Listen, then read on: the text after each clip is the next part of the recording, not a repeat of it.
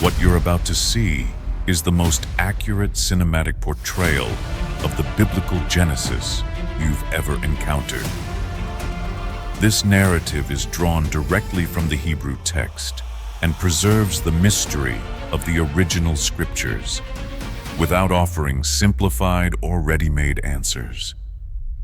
Prepare yourself to witness the entire story of Genesis, told as it was written, sacred, unfiltered, and unlike anything you'll find elsewhere. This is the complete story of Genesis. In the hush before hours were counted, Elohim called the beginning forth. Heavens arched over an unshaped earth, the deep veiled in darkness. The spirit of Elohim hovered like a tremor over waters without shore. A breath poised above the abyss. Then the word broke the silence.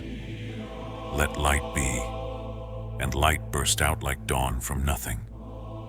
Elohim saw the light, good, and parted brightness from the shadowed deep. He named the shining day and the shrouded veil night, and evening folded into morning. Day one. Again the voice, let an expanse be, and the sky unfurled, a vast blue tent in the midst of waters. The waters were divided, below to their basins, above to their chambers, by the firm sweep of the expanse. Elohim called the arching expanse heavens, a high canopy over the world to be. Evening sank, morning rose, the rhythm set like a heartbeat. The second day, and the airy vault watched, awaiting the ground's unveiling. Let the waters under the heavens be gathered, and the seas drew together in gleaming accords. Dry ground shouldered up from the depths, its naked ridges named land, its gathered brilliance named seas. Elohim saw good, and summoned the earth to green itself with living seed. Herbage rose, seed within seed, and fruit trees bent with promise after their kind. Evening and morning braided their cords again, the third day. Let luminaries be, and the dome received its watchmen for signs and seasons, for days and circling years. The greater light was set to govern the day, the lesser to keep the night, and the stars were flung like sparks from the Maker's hand. Elohim placed them in the heavens to give light upon the earth, to rule the hours and divide brightness from dark. He looked, and it was good, a clock of fire inscribed upon the sky. Evening flowed into morning, the fourth day. Let the waters swarm, and the seas writhed with life, great leviathans turning their hidden bulk in jeweled currents. Wings beat against the blue, flyers crossing the face of the expanse, every kind quickened to its niche. Elohim blessed them. Be fruitful and increase, fill the seas, let the sky be alive with flight. Scales flashed, feathers stirred, the world learned motion and sound. Evening hushed, morning answered, the fifth day. Let the earth bring forth, and it did, beasts of pasture, creatures that creep, and the strong-limbed animals of the land, each after its kind. Elohim saw good, and then a higher counsel sounded in the quiet. Let us make humanity in our image, according to our likeness. So Elohim created humanity in his image. In the image of Elohim he created it. Male and female he created them. He gave them sway over fish and bird, over herd and field, over every creature that moves upon the earth. Elohim blessed them. Be fruitful and increase. Fill the earth and subdue it. Rule with care over all I have made. And behold, he said, I have given you every seed-bearing herb upon all the earth, and every tree with seed in its fruit for your food. To the beasts and to the birds, and to every creeping thing in which is a living soul, he gave all green herbage for food. The earth answered with meadow and grove, leaf and grain, as provisions spread like a table set for all breathing things. Elohim looked upon all he had made, light and sea, wing and hoof, seed and soul, and behold, very good. Evening folded into morning, and the work of 6 days came to rest in goodness. Thus the heavens and the earth were finished, and all their array stood complete. On the 7th day, Elohim ceased from his labor, resting from all his work that had been fashioned. He blessed the 7th day, setting it apart as holy, for in it he paused from creation's surge. The chronicles of heaven and earth were thus sealed in the day that Yahweh Elohim made earth and sky. No shrubs had yet broken the soil, no field herb had yet sprung, for Yahweh Elohim had not sent rain, and no human tilled the ground. Yet a mist rose gentle from the earth, veiling the soil and watering its face with secret streams. Then Yahweh Elohim stooped to the clay and formed the human from dust of the ground. Into his nostrils he breathed the breath of life, and the dust became a living soul, standing upright in the breath of his Maker. Yahweh Elohim planted a garden in Eden toward the east, and placed the man within its shade. From the ground he caused every tree to spring, pleasing to sight and good for food, the tree of life at the center, and the tree of the knowledge of good and evil. A river flowed forth from Eden, watering the garden, then parted into 4 streams: Pishon that circles Havilah, rich with gold and onyx; Gihon that winds through the land of Cush; Hiddekel flowing east of Ashur, and the Euphrates in its broad course. Yahweh Elohim set the man in Eden to serve it and to guard it. He spoke to him, saying, "From every tree of the garden you may freely eat, but from the tree of the knowledge of good and evil you shall not eat. For in the day you eat of it, dying you shall die." Then Yahweh Elohim said, "It is not good for the man to be alone. I will make a helper fit for him." Every beast of the field and bird of the heavens he brought before the man to see what he would name them, and each received its name from his lips. Yet among them no helper was found as his complement. So Yahweh Elohim caused a deep sleep to fall upon the man. And as he lay in slumber, he took one from his side and closed the flesh in its place. From that part he built a woman and brought her to the man. And the man said, "At last, this is bone of my bones and flesh of my flesh. She shall be called woman, for she was taken out of man. Therefore shall a man leave his father and mother, and cleave to his wife, and the two shall become one flesh." The man and his wife were naked together, yet felt no shame, clothed in innocence and light. Now the serpent, more subtle than any beast of the field that Yahweh Elohim had made, wound its way among the branches. Its voice, silken and coiled, spoke to the woman. "Did Elohim indeed say, 'You shall not eat from every tree of the garden'?" The woman answered, her gaze steady yet uncertain, "From the fruit of the trees of the garden we may eat, but of the fruit of the tree in the midst of the garden, Elohim has said, 'You shall not eat it, nor touch it, lest you die.'" Then the serpent whispered, its words a shadow, "You shall not surely die. For Elohim knows that in the day you eat it, your eyes will be opened, and you will be like Elohim, knowing good and evil. The woman looked upon the tree. Its fruit glistened with promise, fair to the sight, stirring a deep hunger for wisdom. She reached forth, plucked, and ate. She gave also to her husband beside her, and he ate. At once their eyes were opened. They knew they were naked. In haste they sewed fig leaves together, girding themselves with frail coverings. Then they heard the sound of Yahweh Elohim walking in the garden in the wind of the day. Fear seized them, and they hid among the trees. "Adam, where are you?" called Yahweh Elohim.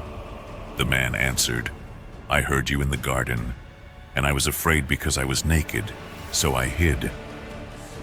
"Who told you that you were naked?" asked the voice. "Have you eaten of the tree which I commanded you not to eat?" The man said, "The woman you gave to be with me, she gave me of the tree, and I ate." Yahweh Elohim turned to the woman. "What is this you have done?" She replied, "The serpent deceived me, and I ate." Then Yahweh Elohim said to the serpent, "Because you have done this, cursed are you above all beasts. On your belly you shall go, and dust you shall eat all the days of your life. I will put enmity between you and the woman, between your seed and her seed. He shall crush your head, and you shall strike his heel." To the woman he said, "I will greatly multiply your sorrow and the pangs of your conception. In sorrow you shall bring forth children. Your desire shall be for your husband, and he shall rule over you." To the man he said, "Because you listened to your wife and ate from the tree of which I commanded you, saying, 'You shall not eat of it,' cursed is the ground because of you. In sorrow you shall eat of it all the days of your life. Thorns and thistles it shall bring forth to you. By the sweat of your face you shall eat bread until you return to the ground, for from it you were taken. For dust you are, and to dust you shall return." The man called his wife's name Eve, for she was the mother of all living. And Yahweh Elohim, in mercy, made garments of skin and clothed them. Then Yahweh Elohim said, "Behold, the man has become like one of us, knowing good and evil. Now lest he stretch out his hand and also take from the tree of life and eat and live forever." So Yahweh Elohim drove the man from the Garden of Eden to work the ground from which he had been taken. At the east of the garden, he stationed cherubim and the flaming sword, turning every way to guard the path to the tree of life. The man knew his wife Eve, and she conceived and bore a son, saying, "I have acquired a man through Yahweh." She bore again, and his brother Abel was born. Abel tended the flock, while Cain worked the ground.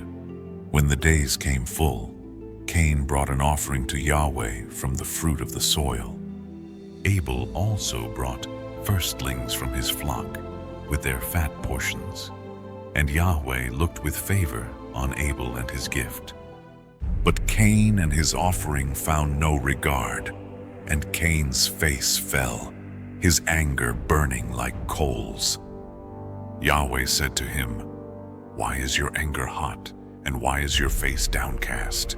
If you do well, will you not be lifted up? But if you do not, sin crouches at the door. Its desire is for you, yet you must rule over it." But Cain spoke to Abel his brother, and when they were in the field, he rose against him and struck him down. Abel's blood darkened the ground, and silence lay heavy on the earth. Then Yahweh said to Cain, "Where is your brother Abel?" He answered, "I do not know. Am I my brother's keeper?" And Yahweh said, "What have you done? The voice of your brother's blood cries to me from the ground. Now cursed are you from the soil, that has received your brother's blood from your hand.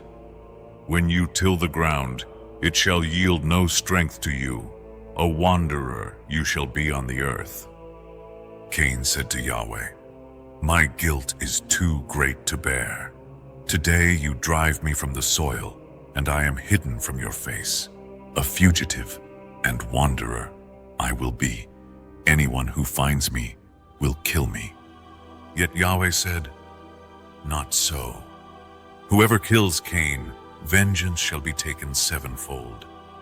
And Yahweh placed a sign upon Cain, so that no one who found him would slay him. Cain went out from the presence of Yahweh and dwelt in the land of Nod, east of Eden. There Cain's wife bore a son, Enoch, and Cain built a city, naming it after his son. From Enoch came Irad, from Irad Mehujael, from Mehujael Methushael, and from him Lamech. Lamech took 2 wives, Adah and Zillah. From Adah came Jabal, father of those who dwell in tents and herd cattle, and his brother Jubal, father of those who play harp and flute. Zillah bore Tubal Cain, forger of bronze and iron, and his sister was Naamah. Lamech boasted to his wives, "Adah and Zillah, hear my voice. I have slain a man for striking me, a youth for wounding me. If Cain is avenged sevenfold, then Lamech 77-fold. Adam again knew his wife, and she bore a son, calling his name Seth.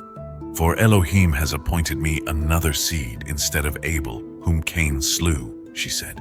To Seth also a son was born, and he called his name Enosh. Then men began to call on the name of Yahweh. This is the scroll of Adam's generations. On the day Elohim created mankind, he made them in his likeness. Male and female, he created them. He blessed them, and he called their name human in the day they were made. Adam lived and begot a son in his likeness, after his image, and called him Seth. After Seth, Adam's days stretched long, sons and daughters born, and the sum of his life 930 years. Then Adam died. Seth lived, and in time begot Enosh. After him, sons and daughters filled his tents, and the years of Seth became 912. Then Seth died. Enosh lived, and from him came Canaan. His days too were many, 905. Then Enosh died. From Canaan was born Mahalalel, and the years of Canaan reached 910. Then he died. Mahalalel begot Jared, and his years spanned 895. Then Mahalalel died. From Jared came Enoch. Jared's years swelled to 962. Then Jared died. But Enoch was unlike the rest. At 165 he begot Methuselah, and thereafter walked with Elohim. His steps were near, his heart in rhythm with the One. All his years numbered 365. Yet death did not claim him, for he was not found. Elohim took him. Methuselah lived and begot Lamech. His years reached 969, the longest among men. Then Methuselah died. Lamech lived and begot a son, naming him Noah. This one shall bring us comfort from our toil, from the grief of our hands, because of the ground Yahweh has cursed. Lamech's days were 777. Then Lamech died. Noah lived 500 years and begot 3 sons, Shem, Ham, and Japheth. Thus the line of Adam marched through time, fathers and sons, blessing and death, until the Ark of Hope was born in Noah. When humanity multiplied upon the face of the ground and daughters were born to them, the sons of the Elohim, the Benai Elohim, looked and saw that they were fair. They took wives for themselves, any they chose, and the earth bore their children, mighty ones of old, men whose names lingered in renown. But Yahweh said, "My spirit shall not abide in humanity forever, for he is flesh. His days shall be 120 years. And Yahweh looked upon the earth and saw its corruption, for the evil of man's heart was great. Every thought bent toward wickedness all the day. Violence filled the world, and blood stained the soil." Then Yahweh regretted that he had made humanity upon the earth, and grief pierced his heart. He said, "I will wipe out humanity whom I created, from man to beast, from creeping thing to bird of the heavens, for I regret that I have made them." Yet Noah found grace in the eyes of Yahweh. These are the generations of Noah. He was a righteous man, flawless in his generations. With Elohim he walked. He fathered 3 sons, Shem, Ham, and Japheth. But the earth was ruined before Elohim, and all flesh had ruined its way. Yahweh Elohim looked, and behold, the earth was filled with violence. So Yahweh spoke to Noah, "The end of all flesh has come before me, for the earth is filled with violence because of them. Behold, I am about to destroy them with the earth. Make for yourself an ark of gopher wood.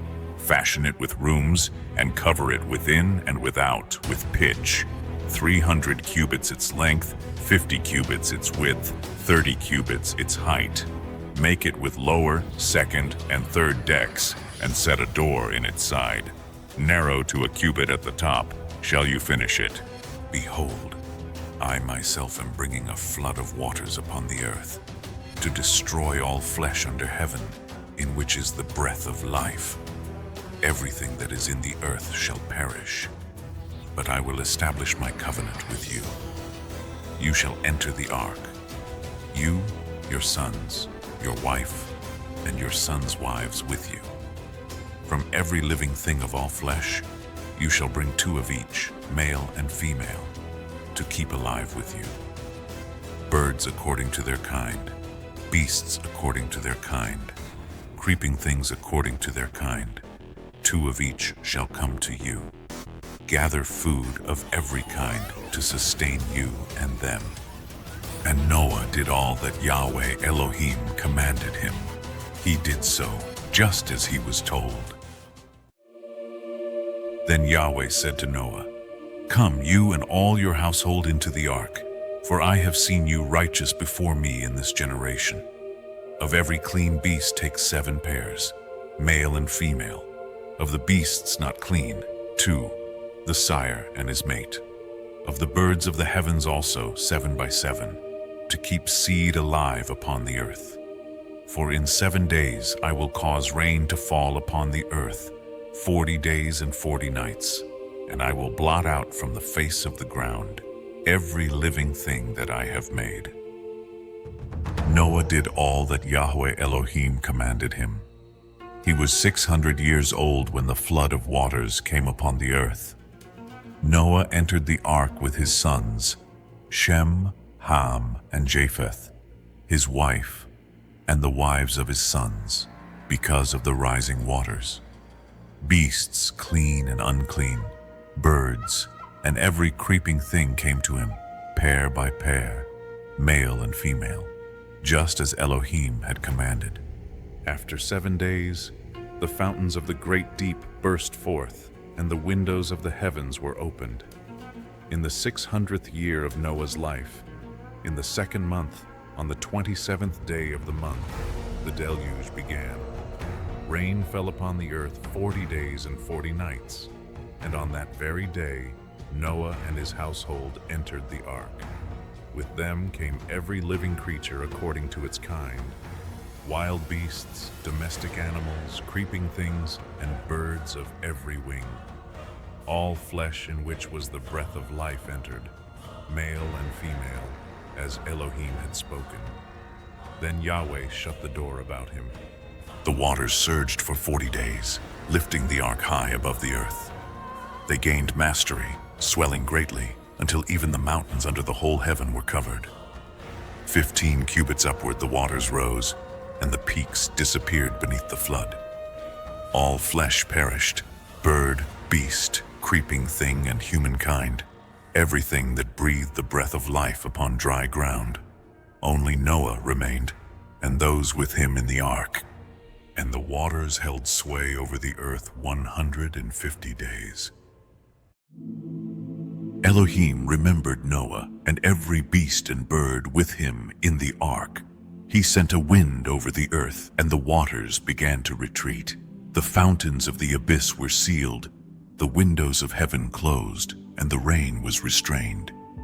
The waters ebbed and flowed, withdrawing steadily until, after 150 days, they abated. In the 7th month, on the 27th day, the ark came to rest upon the mountains of Ararat. The waters continued to diminish until the 10th month. On the 1st day of that month, the peaks of the mountains appeared like islands rising from a new world. After 40 days, Noah opened a window of the ark and sent out a raven. It went back and forth until the waters were dried from the land. Then he sent forth a dove to see if the ground had emerged, but she found no place to rest, for waters still covered the earth, and she returned to him. Noah reached out, took her in his hand, and brought her back into the ark. He waited 7 days more, and sent the dove again. At evening she returned, and behold, a torn olive leaf was in her beak. Noah knew the waters had receded. He waited yet another 7 days, and sent her out once more, and she did not return. In the 601st year of Noah's life, on the 1st day of the 1st month, the waters were dried from the land. Noah removed the covering of the ark, and looked, and behold, the face of the ground was dry. By the 27th day of the 2nd month, the earth was firm beneath the sun. Then Yahweh spoke to Noah, "Come out of the ark, you and your wife, your sons and their wives. Bring out every living creature with you, beast, bird, and creeping thing, so they may swarm upon the earth. Be fruitful and multiply." So Noah came out, with his household and all living things, each according to its kind. Noah built an altar to Yahweh, and took of every clean beast and bird, offering them in ascent upon the stones. Yahweh smelled the soothing fragrance, and said in his heart, "Never again will I curse the ground because of man, though the bent of his heart is evil from youth. Never again will I strike down all living flesh as I have done. While the earth remains, seed time and harvest, cold and heat, summer and winter, day and night shall not cease." Elohim blessed Noah and his sons, saying to them, "Be fruitful and increase, fill the earth and subdue it. The fear and dread of you shall rest upon every beast of the field, every bird of the sky, every creeping thing, and every fish of the sea. Into your hands they are given. Every moving creature shall be food for you. As the green herbage I have given you all. But flesh with its lifeblood you shall not eat." And Elohim spoke with solemnity, "For your lifeblood I will require a reckoning. From the hand of every beast I will require it, and from the hand of man. Whoever sheds the blood of man, by man his blood shall be shed, for in the image of Elohim he made humanity." Again he said, "Be fruitful and increase, swarm over the earth and rule it." Then Elohim said to Noah and to his sons, "Behold, I establish my covenant with you and with your seed after you, and with every living soul that came forth from the ark, bird, beast, and all the earth. Never again shall all flesh be cut off by the waters of a flood, and never again shall there be a flood to destroy the earth." And Elohim declared, "This is the sign of the covenant between me and all flesh. I set my bow in the cloud, and it shall be for a sign of the covenant between me and the earth. When I bring clouds over the land and the bow is seen, I will remember my covenant between me and you and every living soul among all flesh, and the waters shall never again become a flood to destroy. When the bow appears in the cloud, I will look upon it to remember the everlasting covenant between Elohim and every living soul upon the earth. And Elohim said to Noah, "This is the sign of the covenant I have established between me and all flesh." The sons of Noah who went out from the ark were Shem, Ham, and Japheth. Ham was the father of Canaan. From these three the earth was repopulated. Noah, a man of the soil, planted a vineyard. He drank of the wine and became drunk, lying uncovered within his tent. Ham, the father of Canaan, saw his father's nakedness and told his brothers outside. Then Shem and Japheth took a garment, laid it upon their shoulders, and walking backward, they covered their father without looking upon his shame. When Noah awoke from his wine and knew what had been done, he said, "Cursed be Canaan, a servant of servants shall he be to his brothers. Blessed be Yahweh, the Elohim of Shem, and let Canaan be his servant. May Elohim enlarge Japheth, and may he dwell in the tents of Shem, and let Canaan be his servant." Noah lived 350 years after the flood. All his days were 950 years. Then he died. These are the generations of the sons of Noah: Shem, Ham, and Japheth, sons born to them after the flood, from whom the nations of the earth were spread. From Japheth came Gomer, Magog, Madai, Javan, Tubal, Meshech, and Tiras. From Gomer came Ashkenaz, Riphath, and Togarmah. From Javan came Elisha, Tarshish, Kittim, and Rodanim. From these the coastland peoples spread across their territories, each by family, by tongue, and by nation. From Ham came Cush, Mizraim, Put, and Canaan. Cush fathered Seba, Havilah, Sabta, Ramah, and Sabteka, and Ramah fathered Sheba and Dedan.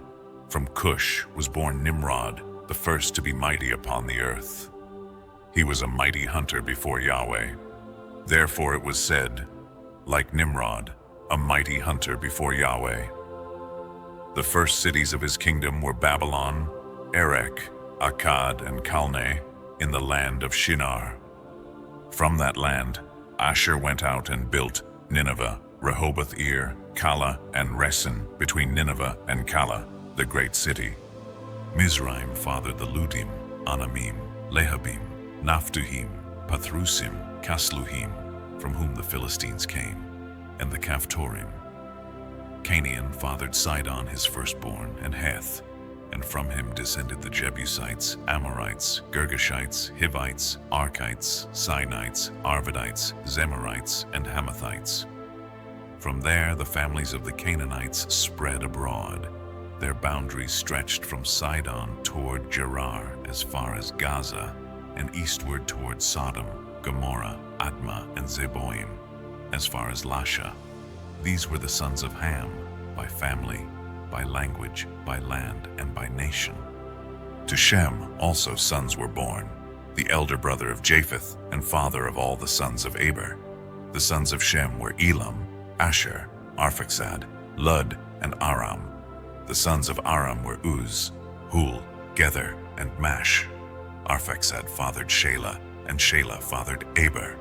To Eber were born two sons. The name of the one was Peleg, for in his days the earth was divided, and his brother's name was Joktan.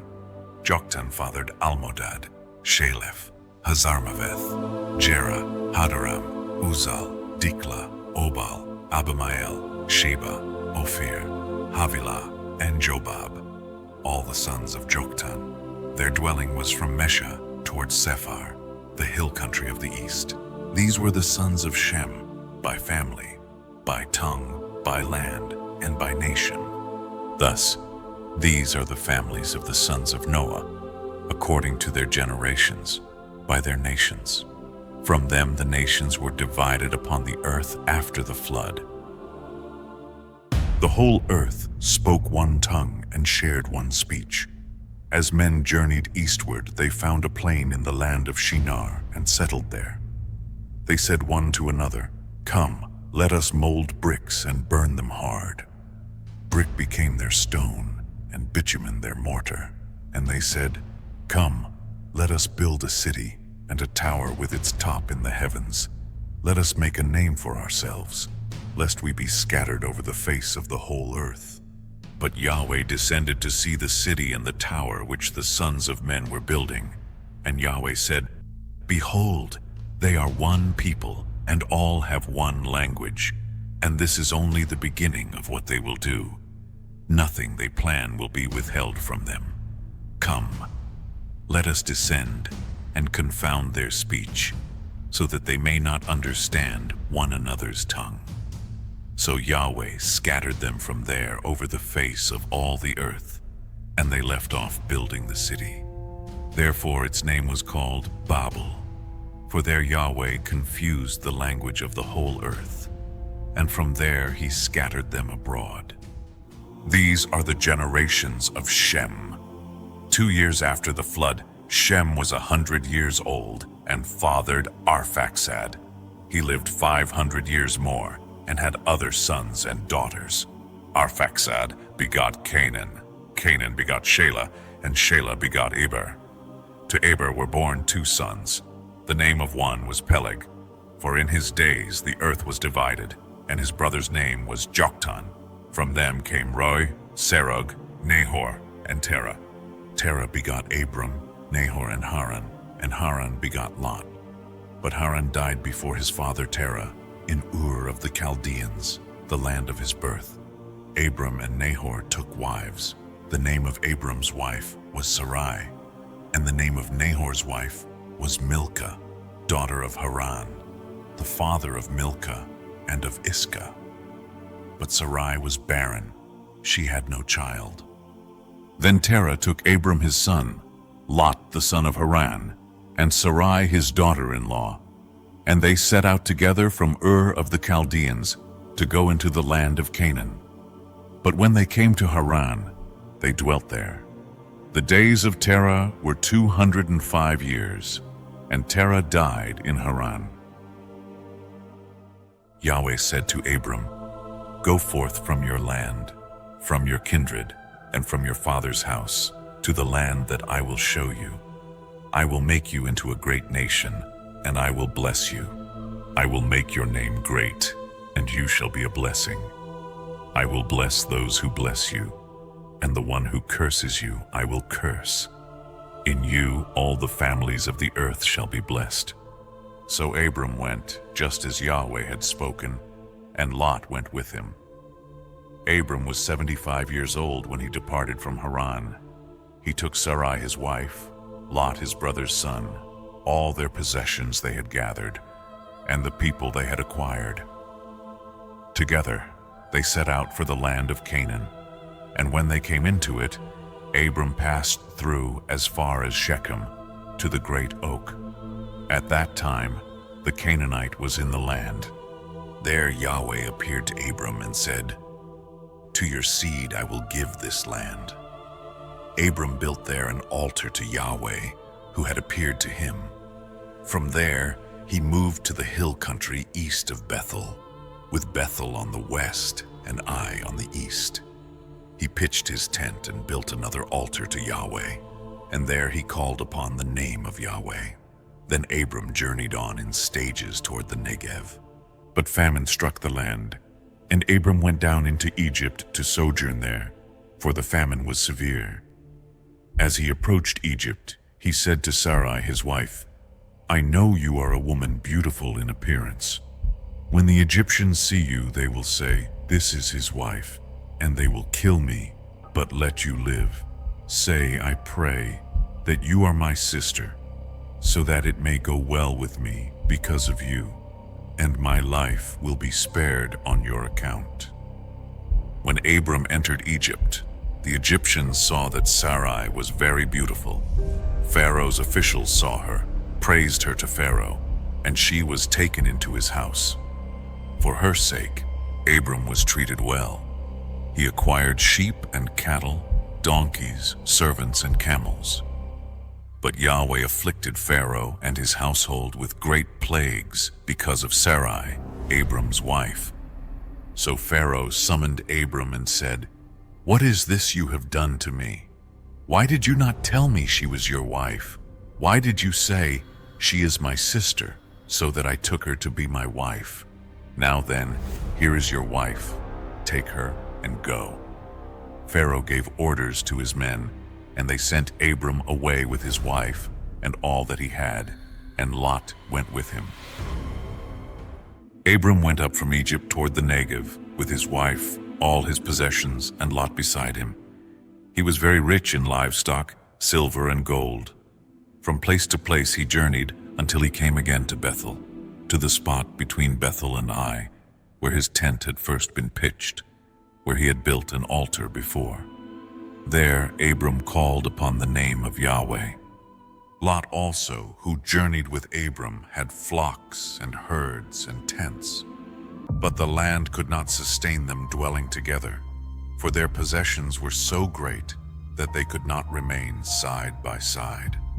Strife arose between the herdsmen of Abram's livestock and the herdsmen of Lot's livestock. And at that time the Canaanite and the Perizzite were also dwelling in the land. Abram said to Lot, "Let there be no quarrel between me and you, nor between my shepherds and yours, for we are brothers.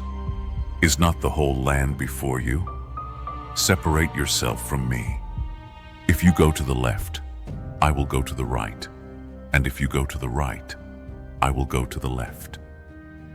Lot lifted his eyes and saw the whole plain of the Jordan, well watered everywhere, like the garden of Yahweh, like the land of Egypt, as far as Zoar. So Lot chose for himself the Jordan plain and journeyed eastward.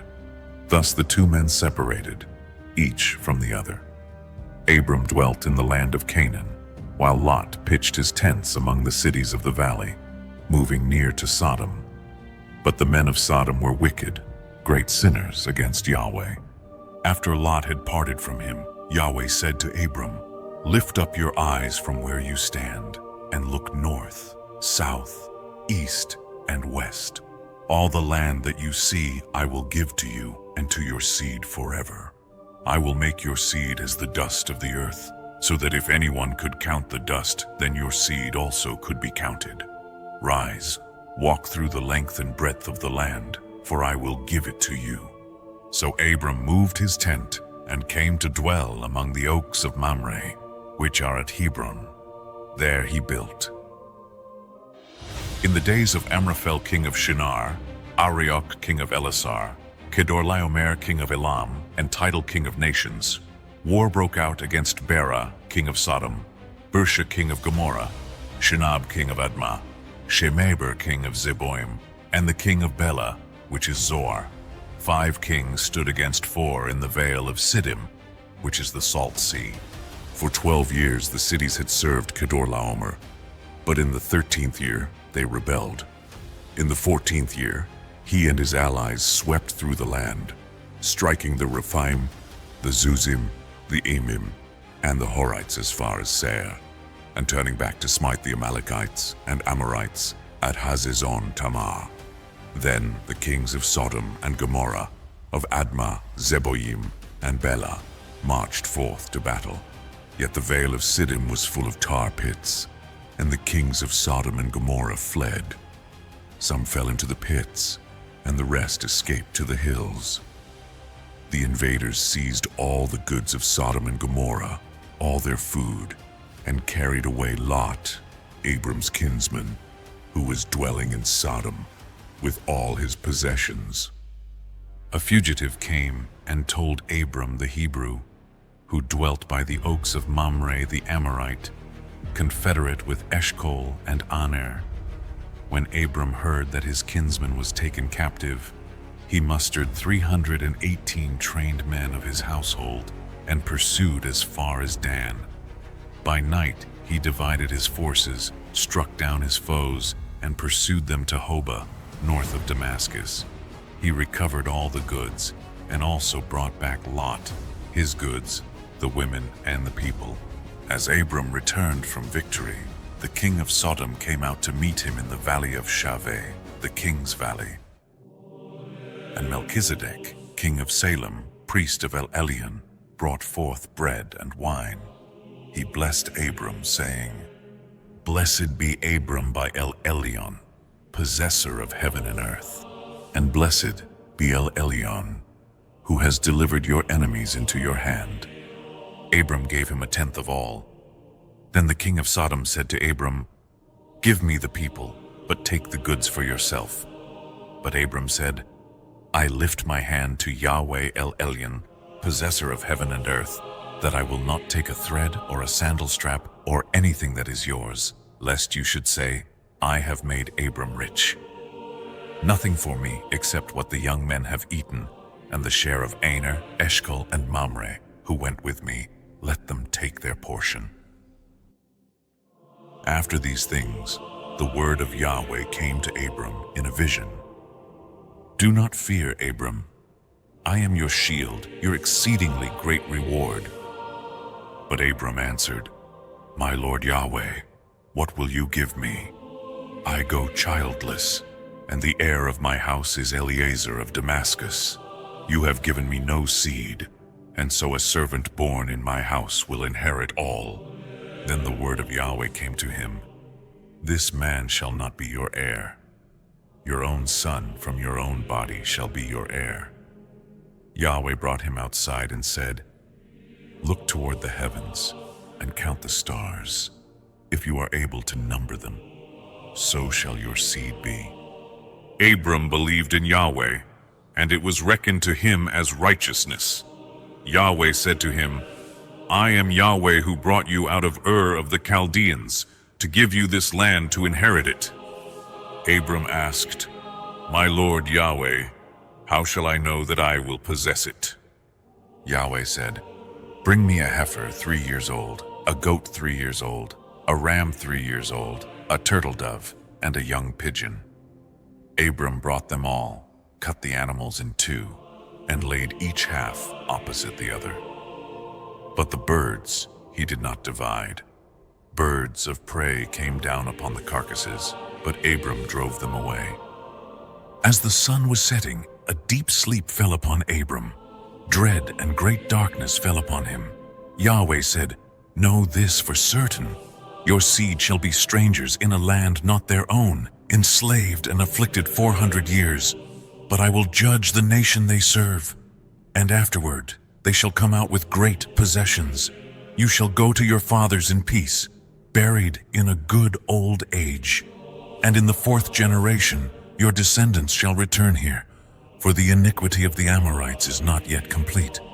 When the sun had set and night was deep, behold, a smoking furnace and a blazing torch passed between the pieces. On that day, Yahweh made a covenant with Abram, saying, "To your seed I give this land, from the river of Egypt to the great river, the Euphrates, the Kenite, the Kenizzite, the Cadmonite, the Hittite, the Perizzite, the Rephaim, the Amorite, the Canaanite, the Girgashite, and the Jebusite." Now Sarai, Abram's wife, had borne him no children, yet she had an Egyptian maidservant, and her name was Hagar. Sarai said to Abram, "Behold now, Yahweh has restrained me from bearing children. Go in to my maid, perhaps I shall be built up through her." Abram listened to the voice of Sarai. After 10 years in the land of Canaan, Sarai took Hagar, her Egyptian maid, and gave her to Abram as a wife. He went into Hagar, and she conceived. When she saw that she was pregnant, her mistress was despised in her eyes. Then Sarai said to Abram, "My wrong be upon you. I gave my maid into your bosom, and now that she sees she is pregnant, I am despised before her. May Yahweh judge between you and me."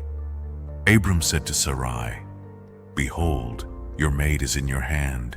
Do to her what is good in your eyes." So Sarai dealt harshly with her, and Hagar fled into the wilderness. The messenger of Yahweh found her by a spring of water in the desert, on the way to Shur. He said, "Hagar, maid of Sarai, from where have you come, and where are you going?" She replied, "I am fleeing from the face of Sarai, my mistress." Then the messenger of Yahweh said to her, "Return to your mistress and submit under her hand. I will greatly multiply your seed, so that it cannot be numbered for multitude. Behold, you are pregnant and shall bear a son. You shall call his name Ishmael, for Yahweh has heard your affliction.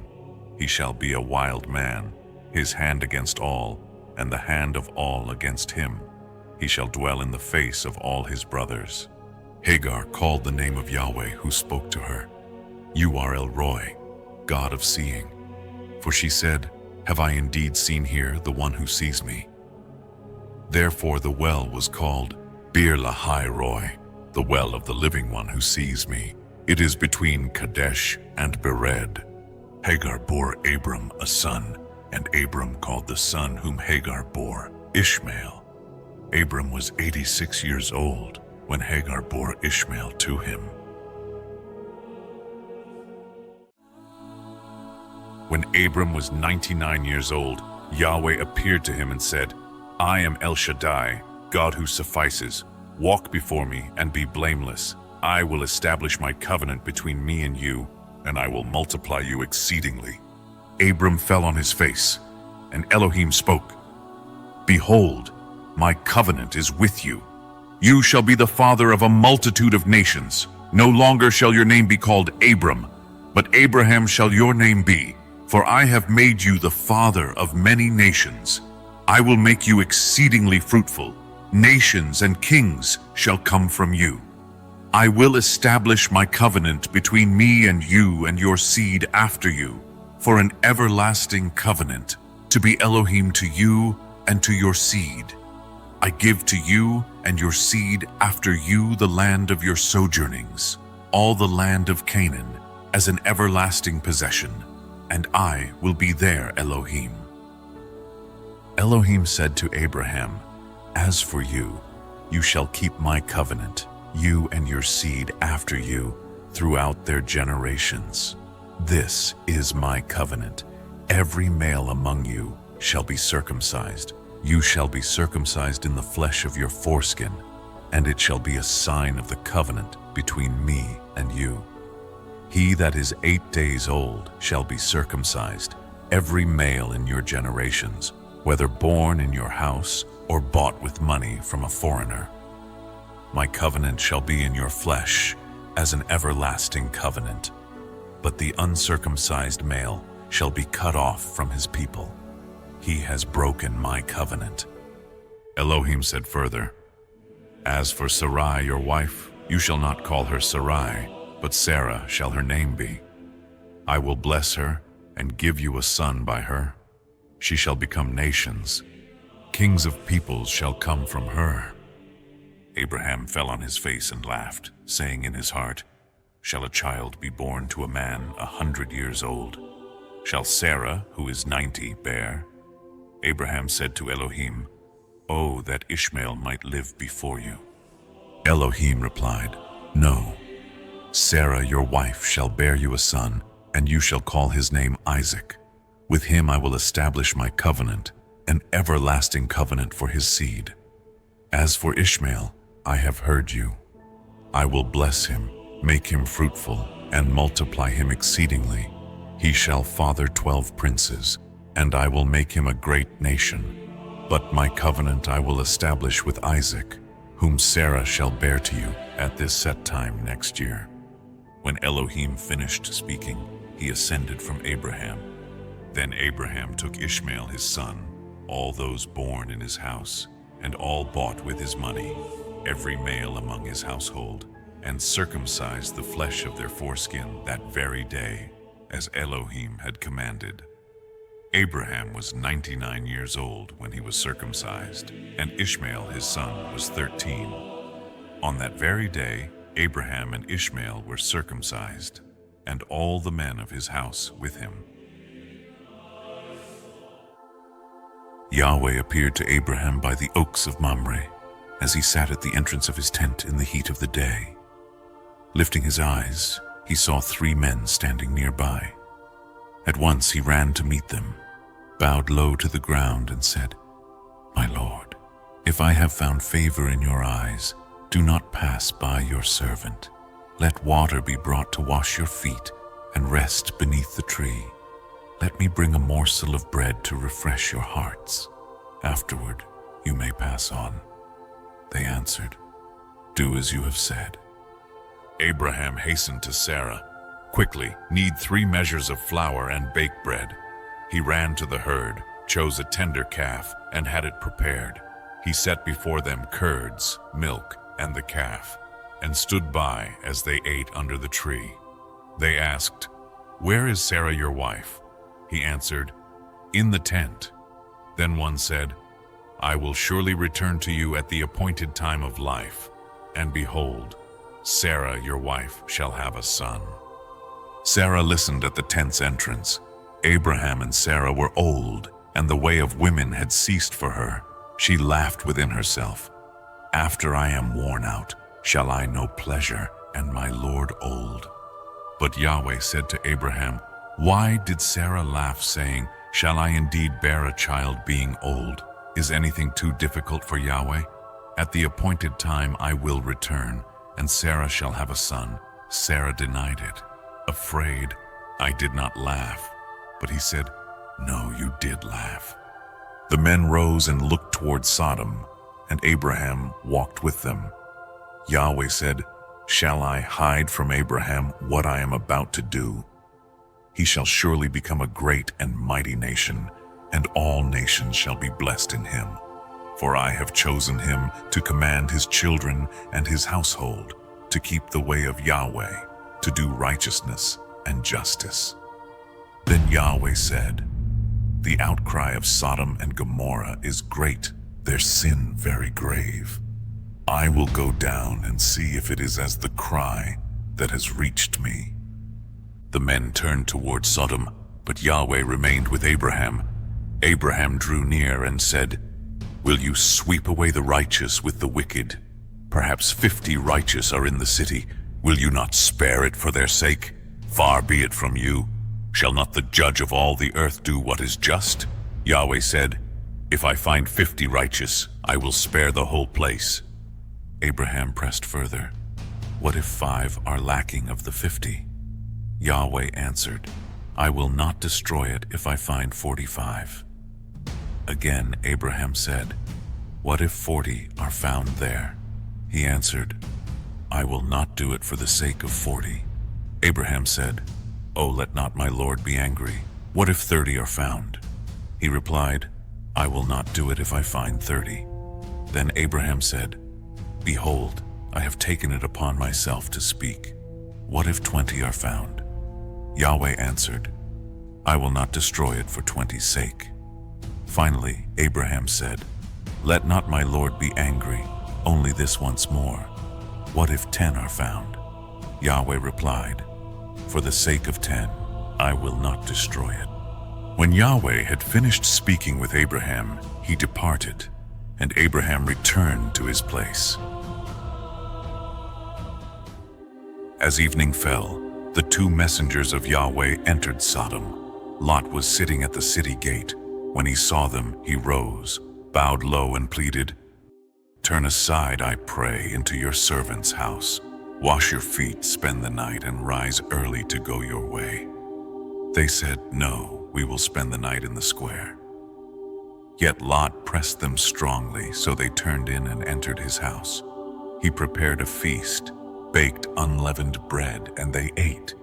Before they lay down, the men of Sodom, young and old from every quarter, surrounded the house. They called to Lot, "Where are the men who came to you tonight? Bring them out to us, that we may know them." Lot went out, closing the door behind him, and said, "Do not do such wickedness, my brothers. Behold, I have 2 daughters who have not known a man. Let me bring them to you, and do to them as you please. Only do nothing to these men, for they have come under the shadow of my roof."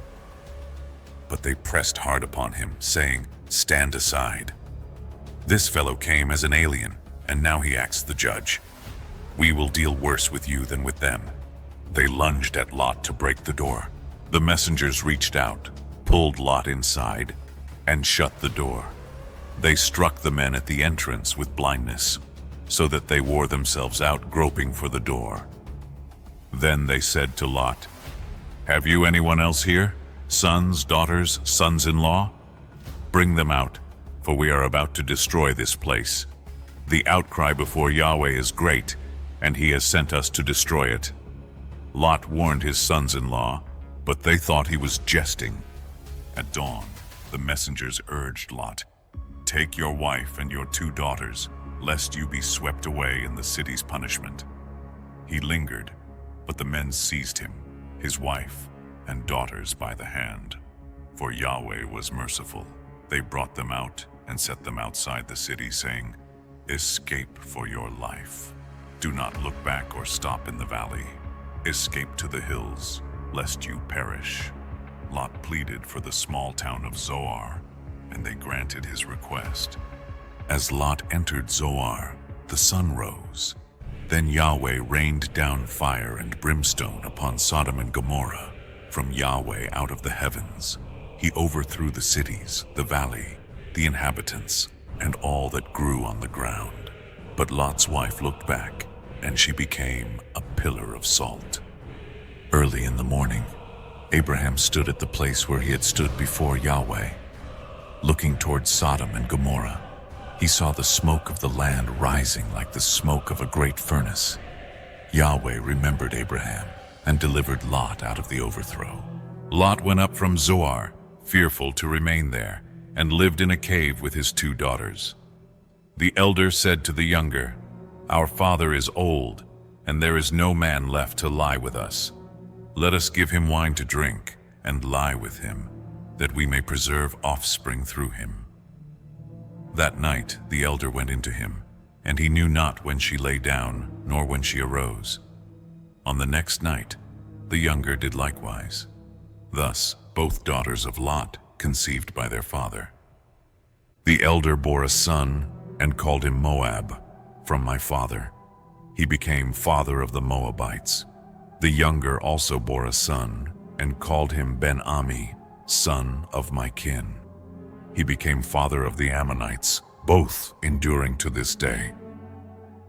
Abraham journeyed from there into the Negev and settled between Kadesh and Shur. While sojourning in Gerar, Abraham said of Sarah his wife, "She is my sister." So Abimelek, king of Gerar, sent and took Sarah.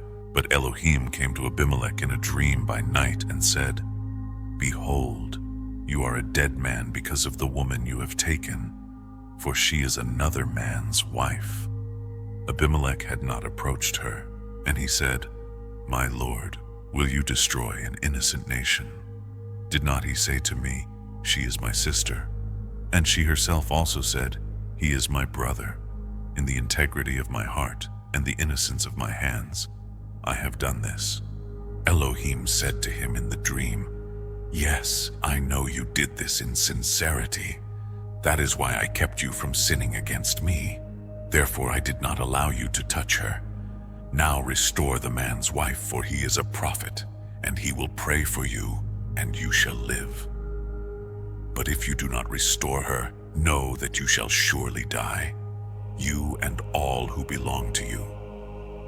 Abimelek rose early, called all his servants, and told them these things, and fear fell upon them. He called Abraham and said, "What have you done to us? How have I sinned against you, that you have brought this great sin upon me and my kingdom? You have done things to me that ought not to be done."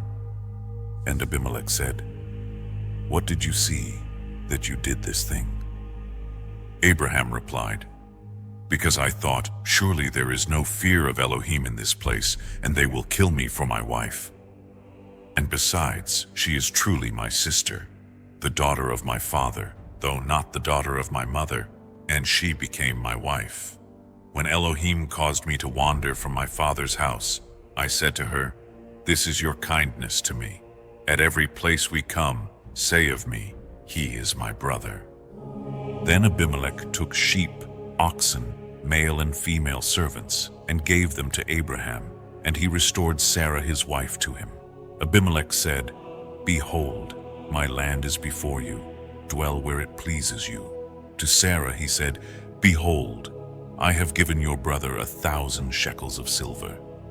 This is to vindicate you before all who are with you, so that you are cleared of reproach." Then Abraham prayed to Elohim, and Elohim healed Abimelech, his wife, and his maidservants, so that they bore children, for Yahweh had tightly closed every womb in Abimelech's household, because of Sarah, Abraham's wife. Yahweh visited Sarah as he had spoken, and he did for her as he had promised. Sarah conceived and bore a son to Abraham in his old age, at the appointed time Elohim had declared. Abraham called the child's name Isaac, and on the 8th day he circumcised him, just as Elohim commanded. Abraham was 100 years old when Isaac was born. Sarah said, "Elohim has brought me laughter. All who hear will laugh with me." Who would have said to Abraham that Sarah would nurse children? Yet I have borne him a son in his old age.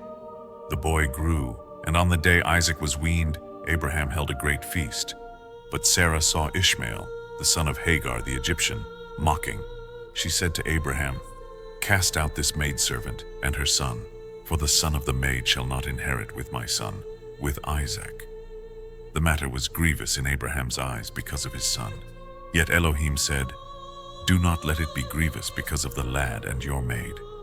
In all that Sarah says to you, listen to her voice, for through Isaac shall your seed be named. But also of the son of the maid I will make a nation, for he is your seed." Abraham rose early, gave Hagar bread and a skin of water, and sent her away with the boy. She wandered in the wilderness of Beersheba. When the water was gone, she laid the boy under a shrub, went a bowshot away, and said, "Let me not look upon the death of the child." She wept. Elohim heard the voice of the lad, and the messenger of Elohim called from heaven, "What troubles you, Hagar? Fear not, for Elohim has heard the voice of the lad where he is. Arise, lift him, and hold him fast, for I will make him a great nation." Elohim opened her eyes, and she saw a well of living water. She filled the skin and gave the boy to drink. Elohim was with him. He grew in the wilderness, became a skilled bowman, and dwelt in Paran. His mother took a wife for him from Egypt. At that time, Abimelech, with Phicol the commander of his army, spoke to Abraham, "Elohim is with you in all you do. Swear to me here by Elohim that you will not deal falsely with me, my descendants, or my posterity, but according to the kindness I have shown you, so you shall deal with me in the land where you sojourn." Abraham swore, yet he reproved Abimelech because his servants had seized a well. Abimelech said, "I do not know who has done this. You did not tell me, and I only heard of it today." Abraham set apart 7 ewe lambs. Abimelech asked, "What is the meaning of these?" Abraham said, "You shall accept them as witness that I dug this well." Therefore the place was called Beersheba, well of the oath, for there they swore together. After they made the covenant, Abimelech and Phicol returned to Philistine land.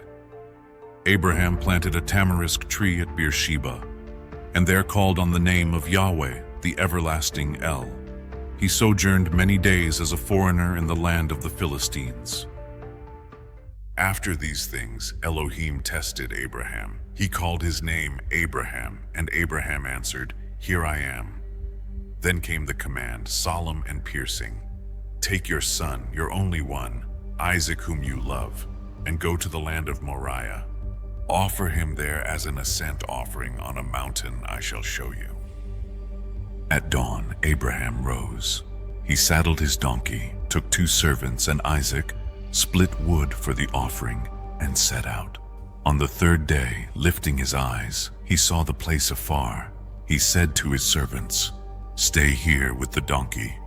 I and the boy will go yonder. We will worship and return to you." Abraham placed the wood upon Isaac, while he himself carried fire and knife. Together, father and son walked. Isaac spoke, "My father." Abraham answered, "Here I am, my son." The boy asked, "Behold the fire and the wood, but where is the lamb for the offering?" Abraham replied, "Elohim will see to the lamb for the offering, my son." And the two walked on together. They came to the place Elohim had shown. Abraham built an altar, arranged the wood, bound Isaac, and laid him upon it.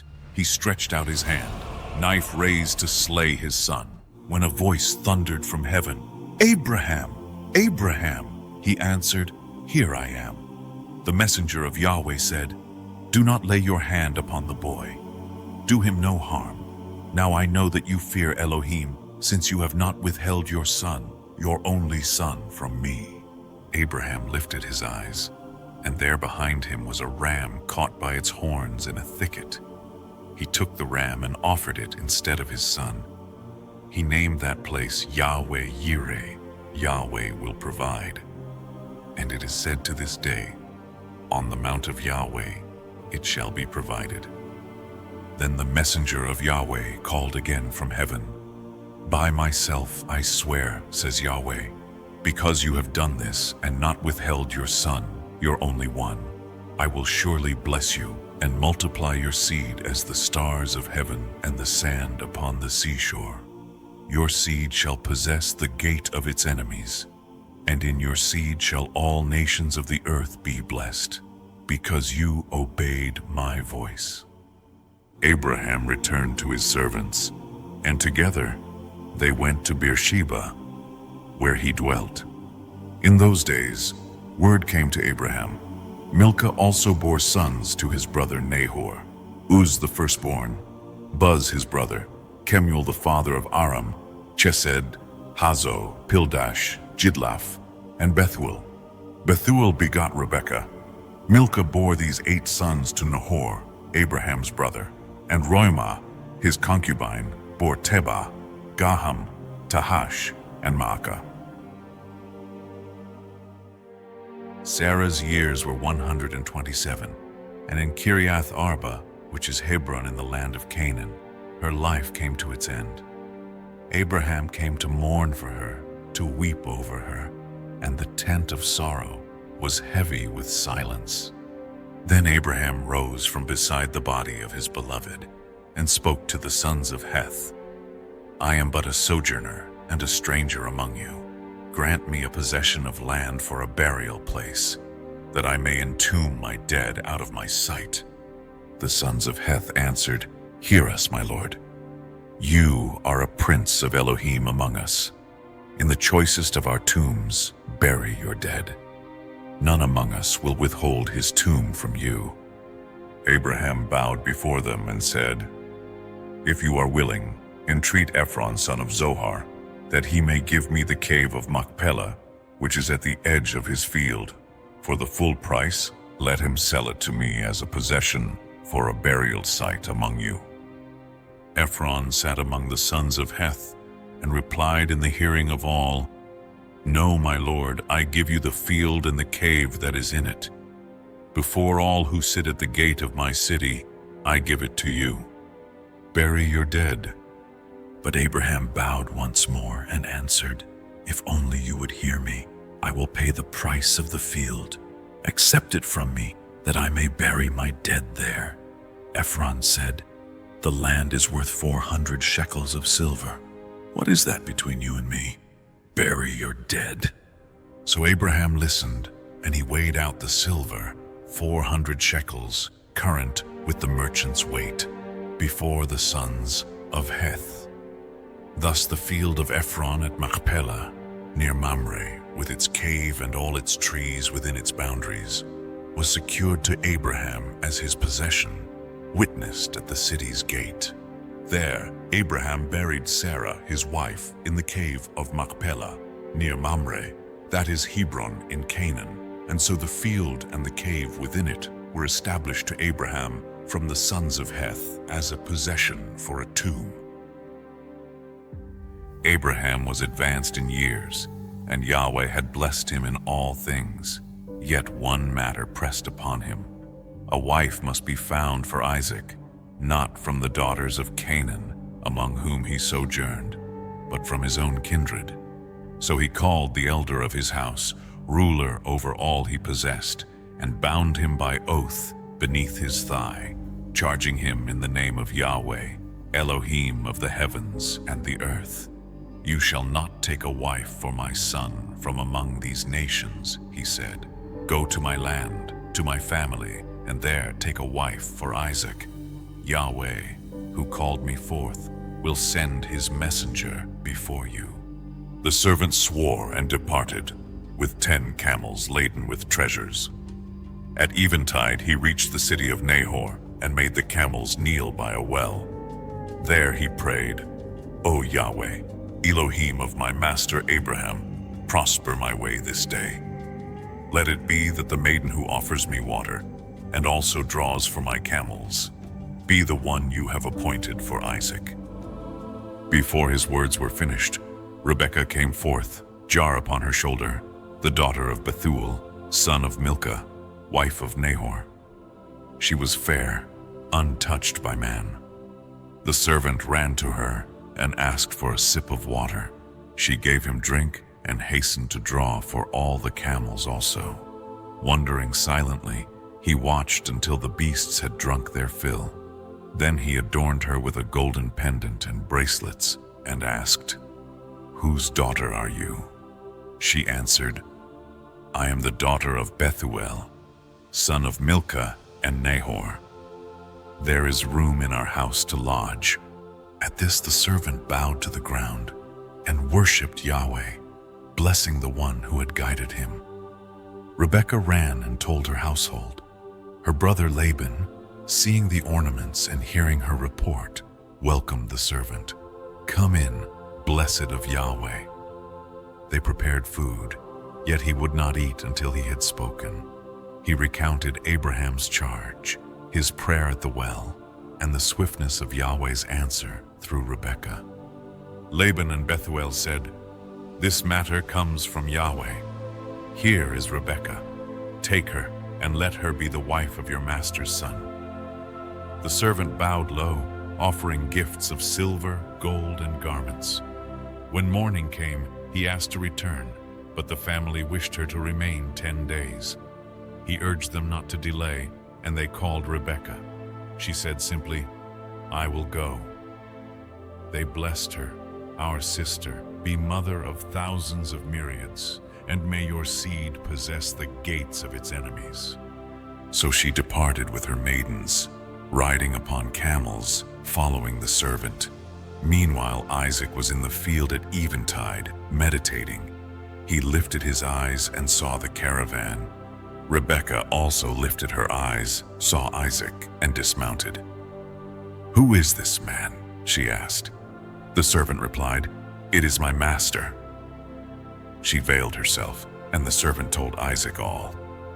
Then Isaac brought her into the tent of Sarah his mother. He took Rebekah, and she became his wife. He loved her, and in her presence Isaac was comforted after the sorrow of his mother's death. Abraham's days came to their close, full and satisfied, and Yahweh gathered him to his people at the age of 175. He was laid to rest in the cave of Machpelah, beside Sarah, his wife, in the field he had purchased from the sons of Heth. Isaac and Ishmael together buried their father, and the covenant blessing passed to Isaac, who dwelt by the well Lahai Roi. The text then preserves the generations of Ishmael, son of Abraham by Hagar, Sarah's Egyptian maid. Ishmael fathered 12 sons, princes of tribes who dwelt from Havilah to Shur near Egypt, extending toward Assyria. He lived 137 years before joining his fathers in death, leaving a legacy of nations that stood apart from their kin, dwelling in conflict before all their brothers. The account then turns to Isaac, son of promise.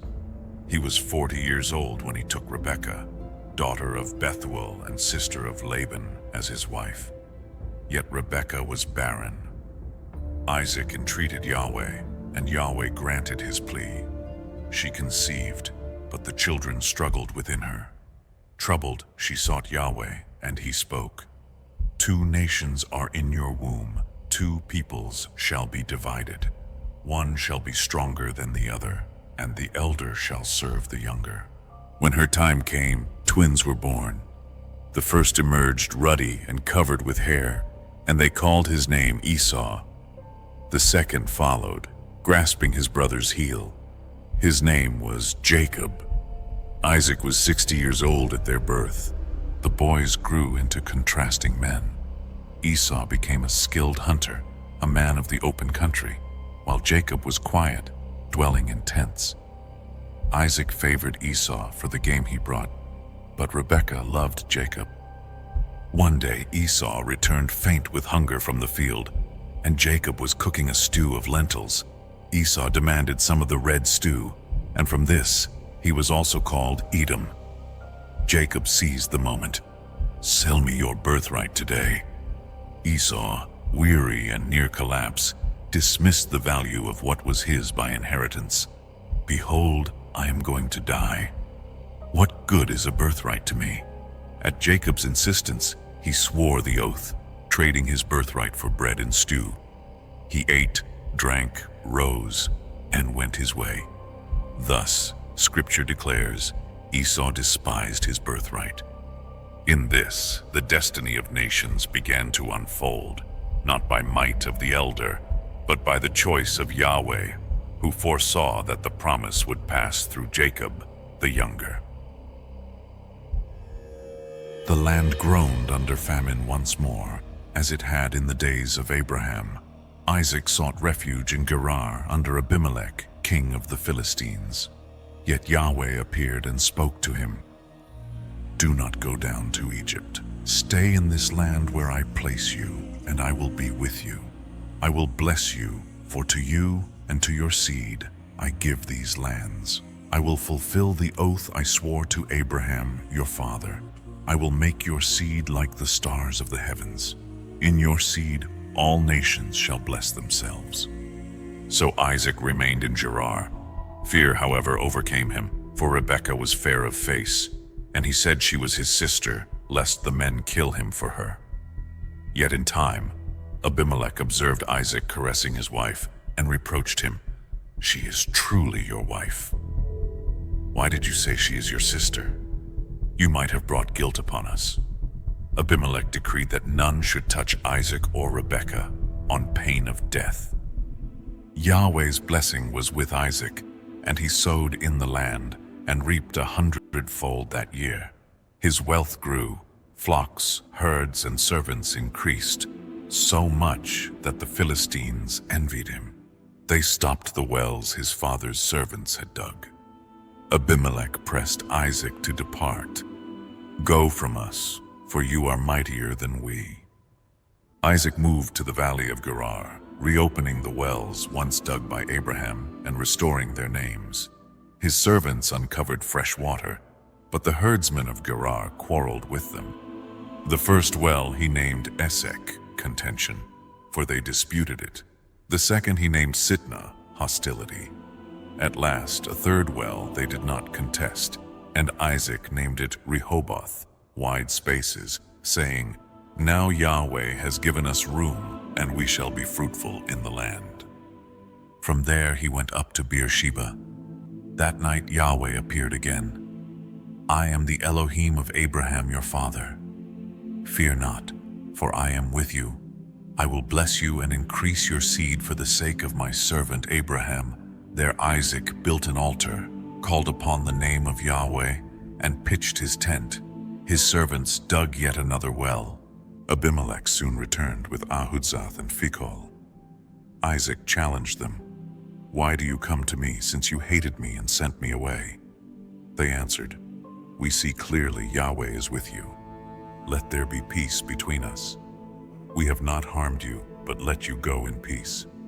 You are now the blessed of Yahweh." Isaac received them, prepared a feast, and they swore an oath of covenant.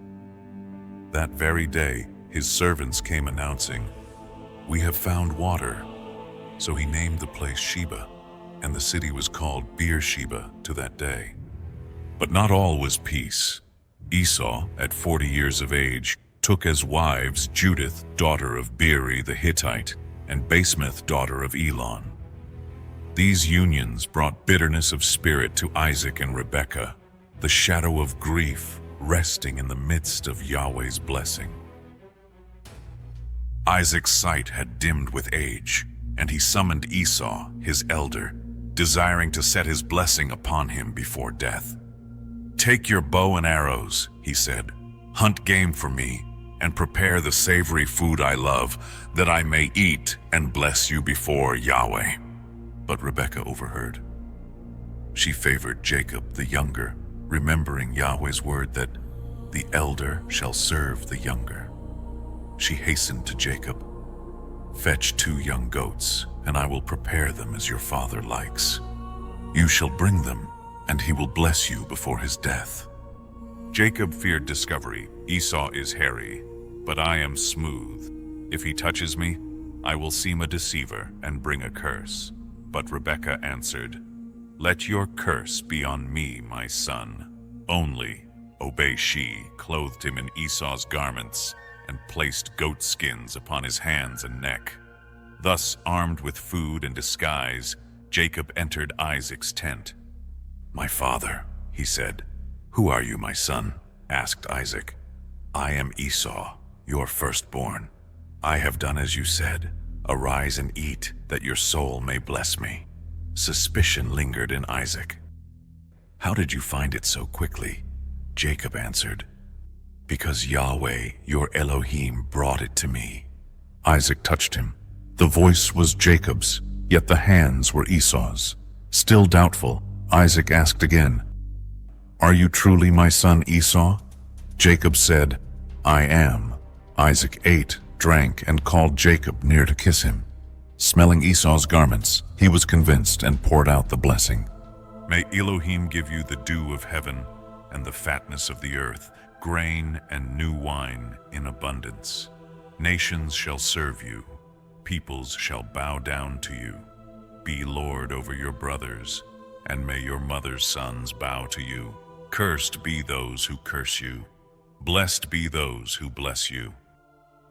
No sooner had Jacob gone than Esau returned, bringing his dish. "Father, arise and eat, that your soul may bless me." But Isaac trembled greatly. "Who was it that brought me game before you came?"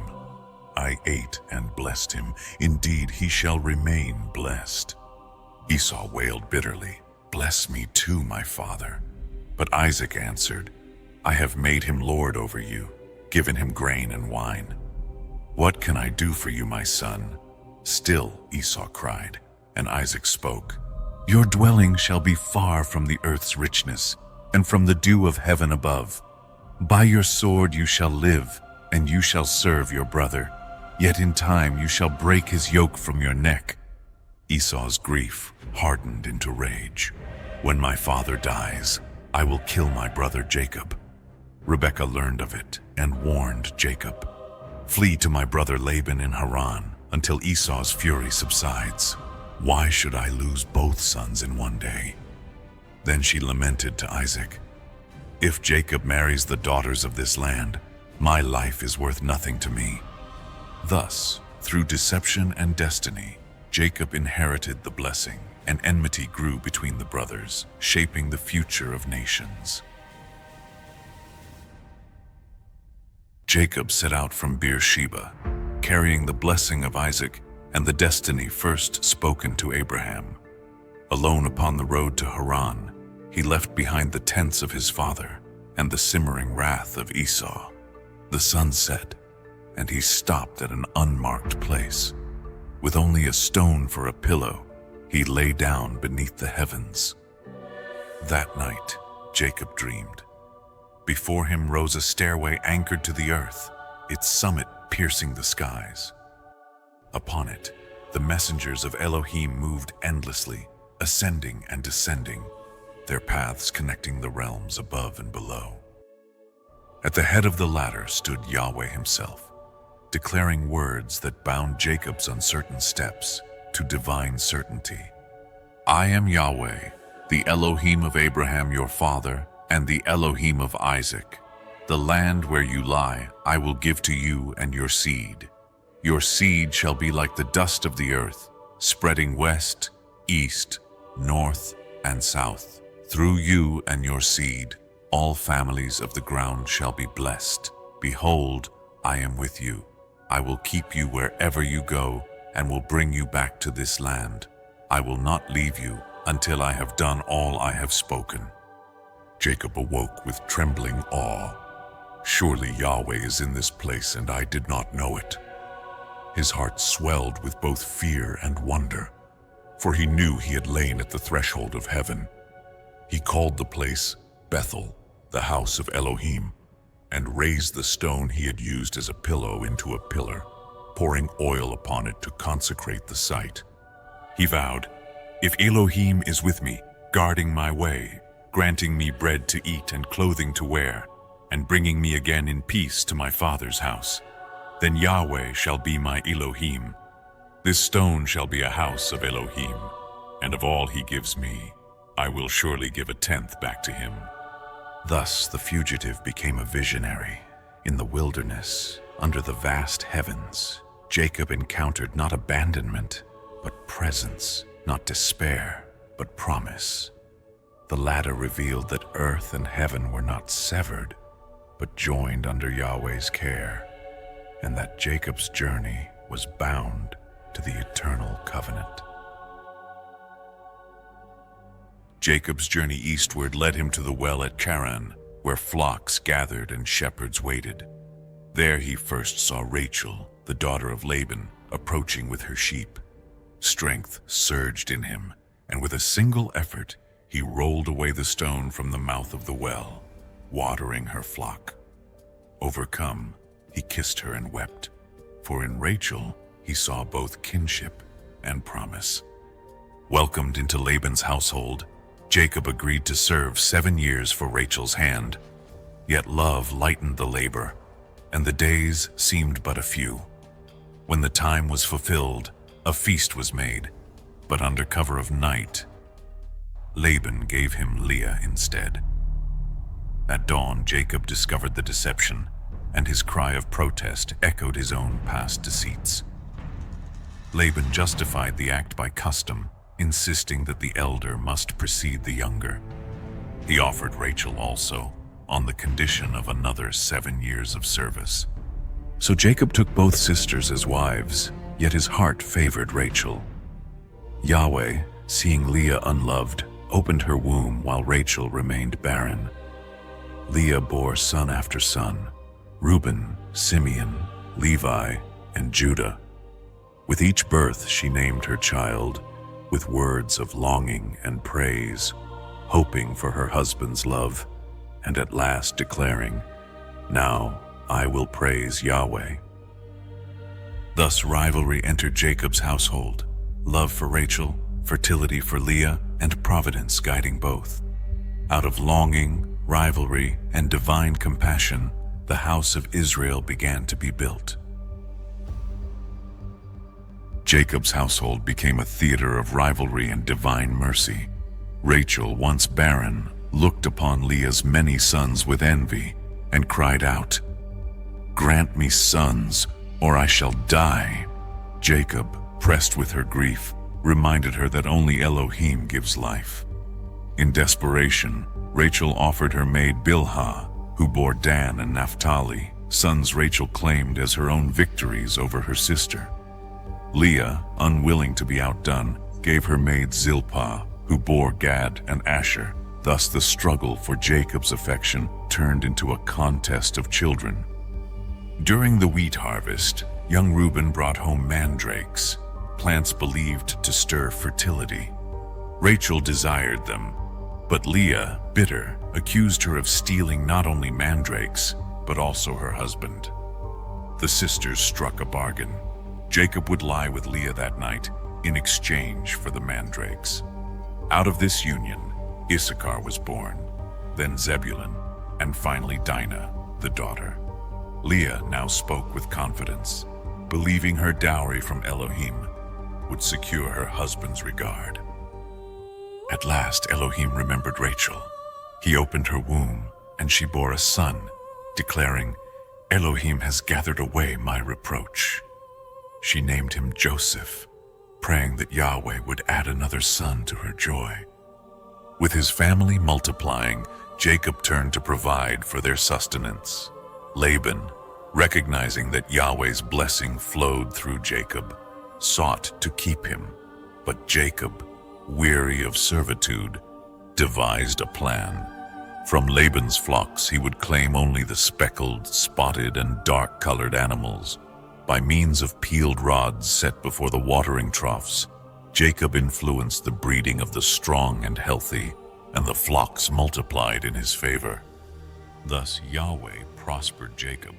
His tents swelled with children, his herds with strength, his household with servants and beasts of burden. Yet behind the abundance lay strife, rivalry, and cunning, woven into the tapestry of divine blessing and human struggle. Jacob's years of service under Laban ended not in peace but in tension. Laban's sons accused him of stealing their father's wealth, and Jacob noticed Laban's face was no longer favorable. In this moment, Yahweh spoke clearly. "Return to the land of your fathers and to your kindred, and I will be with you." Jacob gathered Rachel and Leah in the field, recounting Laban's deceit. His wages changed 10 times, yet testifying that Elohim had protected and prospered him. The sisters, long embittered by their father's treatment, declared that they had no inheritance left in his house. "All that Elohim has taken from our father belongs to us and our children. Do whatever Elohim has said." So Jacob set his family upon camels, drove his flocks, and departed for Canaan. Yet Rachel secretly stole her father's household idols, and Jacob slipped away without telling Laban. When Laban learned of it, he pursued Jacob for 7 days and overtook him in the hill country of Gilead. But in the night, Elohim came to Laban in a dream, warning him not to harm Jacob, nor to speak good or ill against him. Confronting Jacob, Laban accused him of deceit and theft. Jacob, unaware of Rachel's act, declared boldly that none in his camp had stolen.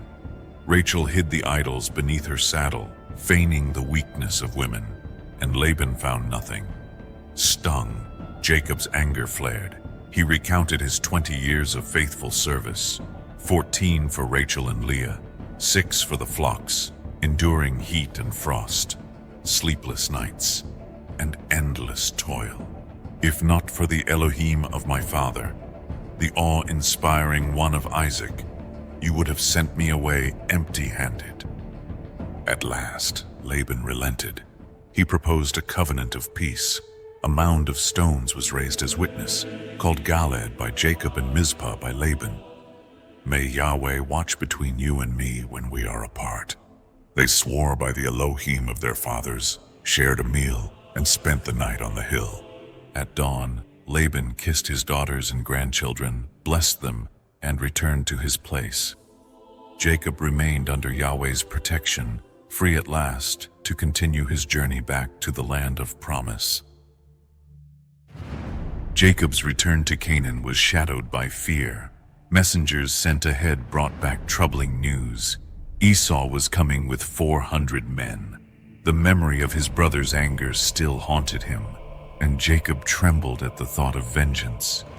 He divided his people and flocks into 2 camps, hoping that if one fell, the other might escape. Then he lifted his heart to Yahweh.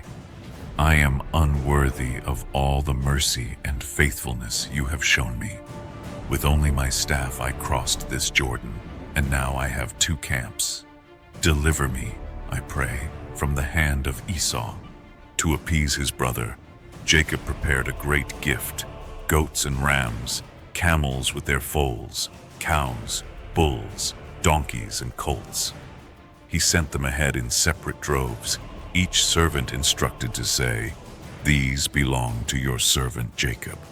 They are a gift for my lord Esau, and Jacob is behind us." That night, Jacob led his wives, children, and all his possessions across the ford of the Jabbok. Left alone in the darkness, he was suddenly seized. A man wrestled with him through the long hours of the night. Neither prevailed until the stranger touched Jacob's hip and wrenched it out of joint. Still Jacob clung to him, gasping, "I will not let you go unless you bless me." The stranger asked his name. "Jacob," he replied. Then came the words of transformation. "No longer shall you be called Jacob, but Israel, for you have struggled with Elohim and with men, and you have prevailed." There, in weakness and in pain, Jacob received his new identity. He named the place Peniel, saying, "I have seen Elohim face to face, and yet my life has been preserved." As the sun rose over him, Jacob limped toward his future, a man wounded yet blessed, carrying a new name that marked his destiny, Israel.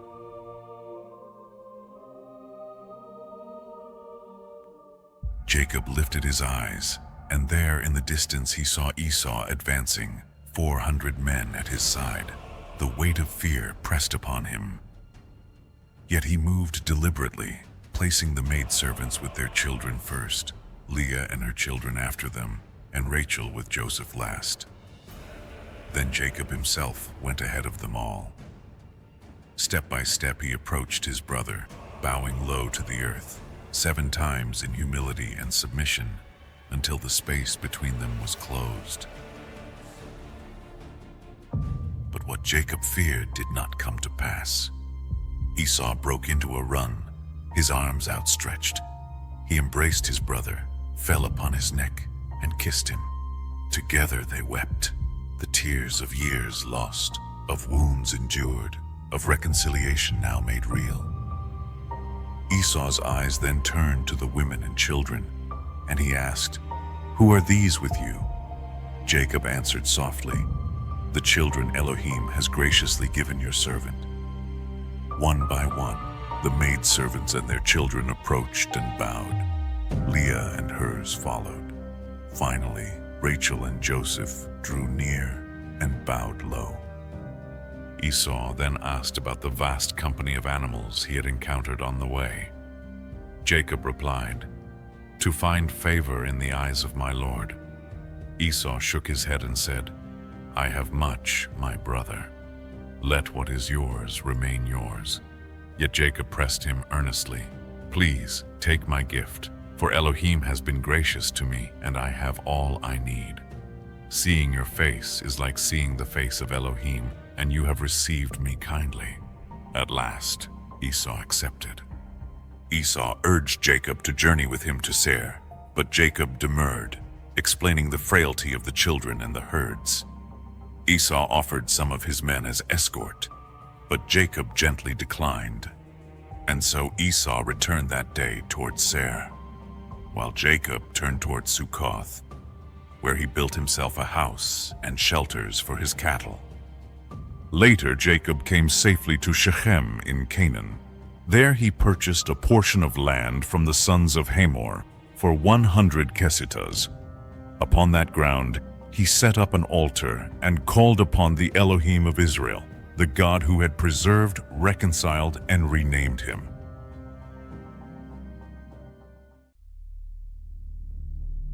Dinah, daughter of Leah and Jacob, went out to visit the daughters of the land. But Shechem, son of Hamor the Hivite, prince of the region, saw her, seized her, and violated her. Yet his heart was bound to her, and he spoke tenderly to her. He urged his father, "Take this girl for me as a wife." When Jacob heard of what had been done, he remained silent until his sons returned from the field. But Hamor came to him, seeking to negotiate. As the sons arrived and learned what had happened, they were deeply grieved and their anger burned, for an outrage had been committed against Israel. Such a deed, they declared, should never be done. Hagar pleaded, "My son longs for your daughter. Give her to him as wife. Let us intermarry. Your daughters for us, our daughters for you. Dwell in the land, trade in it, and possess it." Shechem himself added, "Let me find favor in your eyes. Set for me any bride price or gift, and I will give it. Only grant me the maiden as wife." But Jacob's sons answered deceitfully because of Dinah. Simeon and Levi, her full brothers, declared, "We cannot give our sister to a man uncircumcised. It is a disgrace to us. Only on this condition will we consent, that every male among you be circumcised. Then we will give our daughters and take yours, and we shall become one people. But if you refuse, we will take our sister and go." Hagar and Shechem agreed readily. The youth delayed not, for he delighted in Dinah. Together they spoke at the city gate. "These men are peaceable. Let them dwell with us, for the land is wide.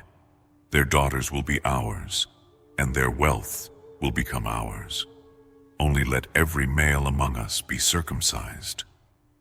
So all the men of the city consented. On the third day, when the men were in pain, Simeon and Levi, Dinah's brothers, took their swords and came upon the city unawares. They slew every male, including Hamor and Shechem, and rescued Dinah from Shechem's house. The other sons of Jacob plundered the city. Flocks, herds, donkeys, wealth, children, and women, all were taken. When Jacob heard, he rebuked Simeon and Levi. "You have brought trouble on me, making me odious among the Canaanites and Perizzites. We are few, and if they gather against me, I and my household will be destroyed." But they answered defiantly, "Should he treat our sister as a prostitute?" Thus the stain of Shechem's outrage was met with vengeance, but the cost was a city's blood and the burden of guilt upon Israel's house. Jacob's journey entered a new season when Elohim spoke to him. "Arise, go up to Bethel and dwell there, and make an altar to El, who appeared to you when you fled from Esau." Bethel had been the place of Jacob's first vision, the ladder to heaven. And now Elohim called him back, not as a fugitive, but as the father of a household. Jacob gathered his family and commanded them, "Put away the foreign Elohim that are among you. Purify yourselves and change your garments. We will go up to Bethel, and there I will build an altar to El, who answered me in my distress and has been with me in the way I have gone." His household surrendered their idols and earrings, and Jacob buried them beneath a terebinth tree near Shechem. As they traveled, the fear of Elohim fell upon the surrounding cities, so none dared pursue them. At Bethel, Jacob built an altar and called the place El Bethel, for there Elohim had revealed himself when Jacob fled from Esau. Soon after, Deborah, Rebekah's nurse, died and was buried beneath an oak, which Jacob named Alon Bakuth, the oak of weeping. Once again Elohim appeared to Jacob, reaffirming his covenant. "Your name shall no longer be Jacob, but Israel. I am El Shaddai. Be fruitful and multiply. A nation and a company of nations shall come from you, and kings shall spring from your loins. The land I gave to Abraham and Isaac, I give to you and to your seed after you." When Elohim ascended, Jacob set up a stone pillar, poured a libation, and anointed it with oil, naming the place Bethel. From there they journeyed toward Ephrath. But Rachel, beloved wife of Jacob, labored in hard childbirth. The midwife reassured her, "Fear not, for you have another son."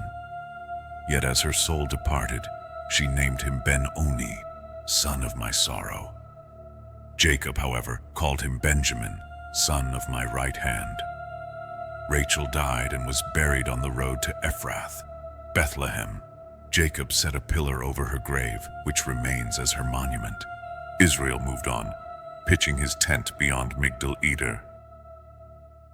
But sorrow returned when Reuben, his firstborn, lay with Bilhah, Rachel's maid, and Jacob's concubine. Israel heard of it, and the sin hung heavily over the household. The record of Jacob's sons was now complete: 6 from Leah, Reuben, Simeon, Levi, Judah, Issachar, and Zebulun; 2 from Rachel, Joseph and Benjamin; 2 from Bilhah, Dan and Naphtali; and 2 from Zilpah, Gad and Asher. 12 sons in all, the fathers of Israel's tribes. Jacob then came to Hebron, to his father Isaac, where Abraham and Isaac had dwelt. Isaac lived 180 years, and at last breathed his last, gathered to his people, full of days. His sons Esau and Jacob buried him together, closing one generation as the promise continued through the next. The record now turns from Jacob, chosen heir of the covenant, to Esau, who became father of the nation of Edom.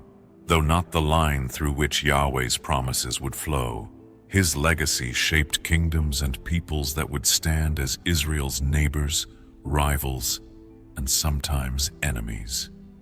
Esau took wives from among the Canaanites: Adah, daughter of Elon the Hittite; Oholibamah, daughter of Anah, son of Zibeon the Horite; and Basemath, daughter of Ishmael, sister of Nebaioth.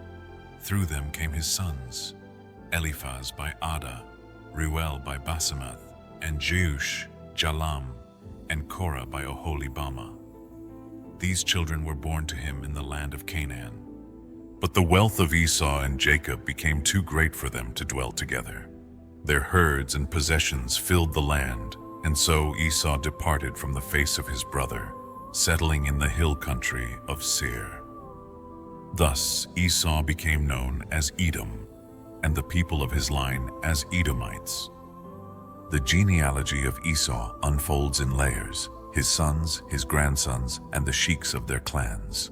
From Eliphaz came Teman, Omar, Zepho, Gatam, and Kenaz, and also Amalek through Timnah, his concubine. From Reuel came Nahath, Zerah, Shammah, and Mizah. From Oholibamah came Jush, Jalam, and Korah. Each of these became sheiks, ruling over their households and territories within Edom. The account continues with the sons of Seir the Horite, the ancient dwellers of the land: Lotan, Shobal, Zibeon, Anah, Dishon, Ezer, and Dishan. Their clans, too, are listed, men and women remembered not only as individuals, but as the roots of nations. The Horite sheiks ruled before Esau's descendants fully took hold of the land, and their names were woven into the story of Edom. Later, kings arose in Edom before Israel ever had a king: Bela son of Beor, Jobab son of Zerah, Husham of the Temanite land, Hadad son of Bedad, who struck down Midian in Moab, Samlah of Masrekah, Saul of Rehoboth by the stream, Baal-Hanan son of Achbor, and Hadad son of Bered, whose city was Pau. Their reigns testify that Edom became organized and powerful, while Israel was still a family wandering and sojourning. The chapter closes by naming the sheiks of Esau according to their families and dwelling places: Timnah, Alva, Jetheth, Oholibamah, Elah, Pinon, Kenaz, Teman, Mibzar, Magdiel, and Iram. Each governed their portion of land, and together they formed the nation of Edom, the descendants of Esau, who is Edom. Here Scripture preserves the legacy of a brother-turned-nation outside the covenant of Jacob, yet still remembered as a people established with territory, leaders, and kings. Their presence would stand as both neighbor and adversary to Israel, a reminder of kinship and division flowing from the same patriarchal house. Jacob dwelt in the land of Canaan, the same land where his father had sojourned. Among his sons, Joseph, at only 17, was already distinct.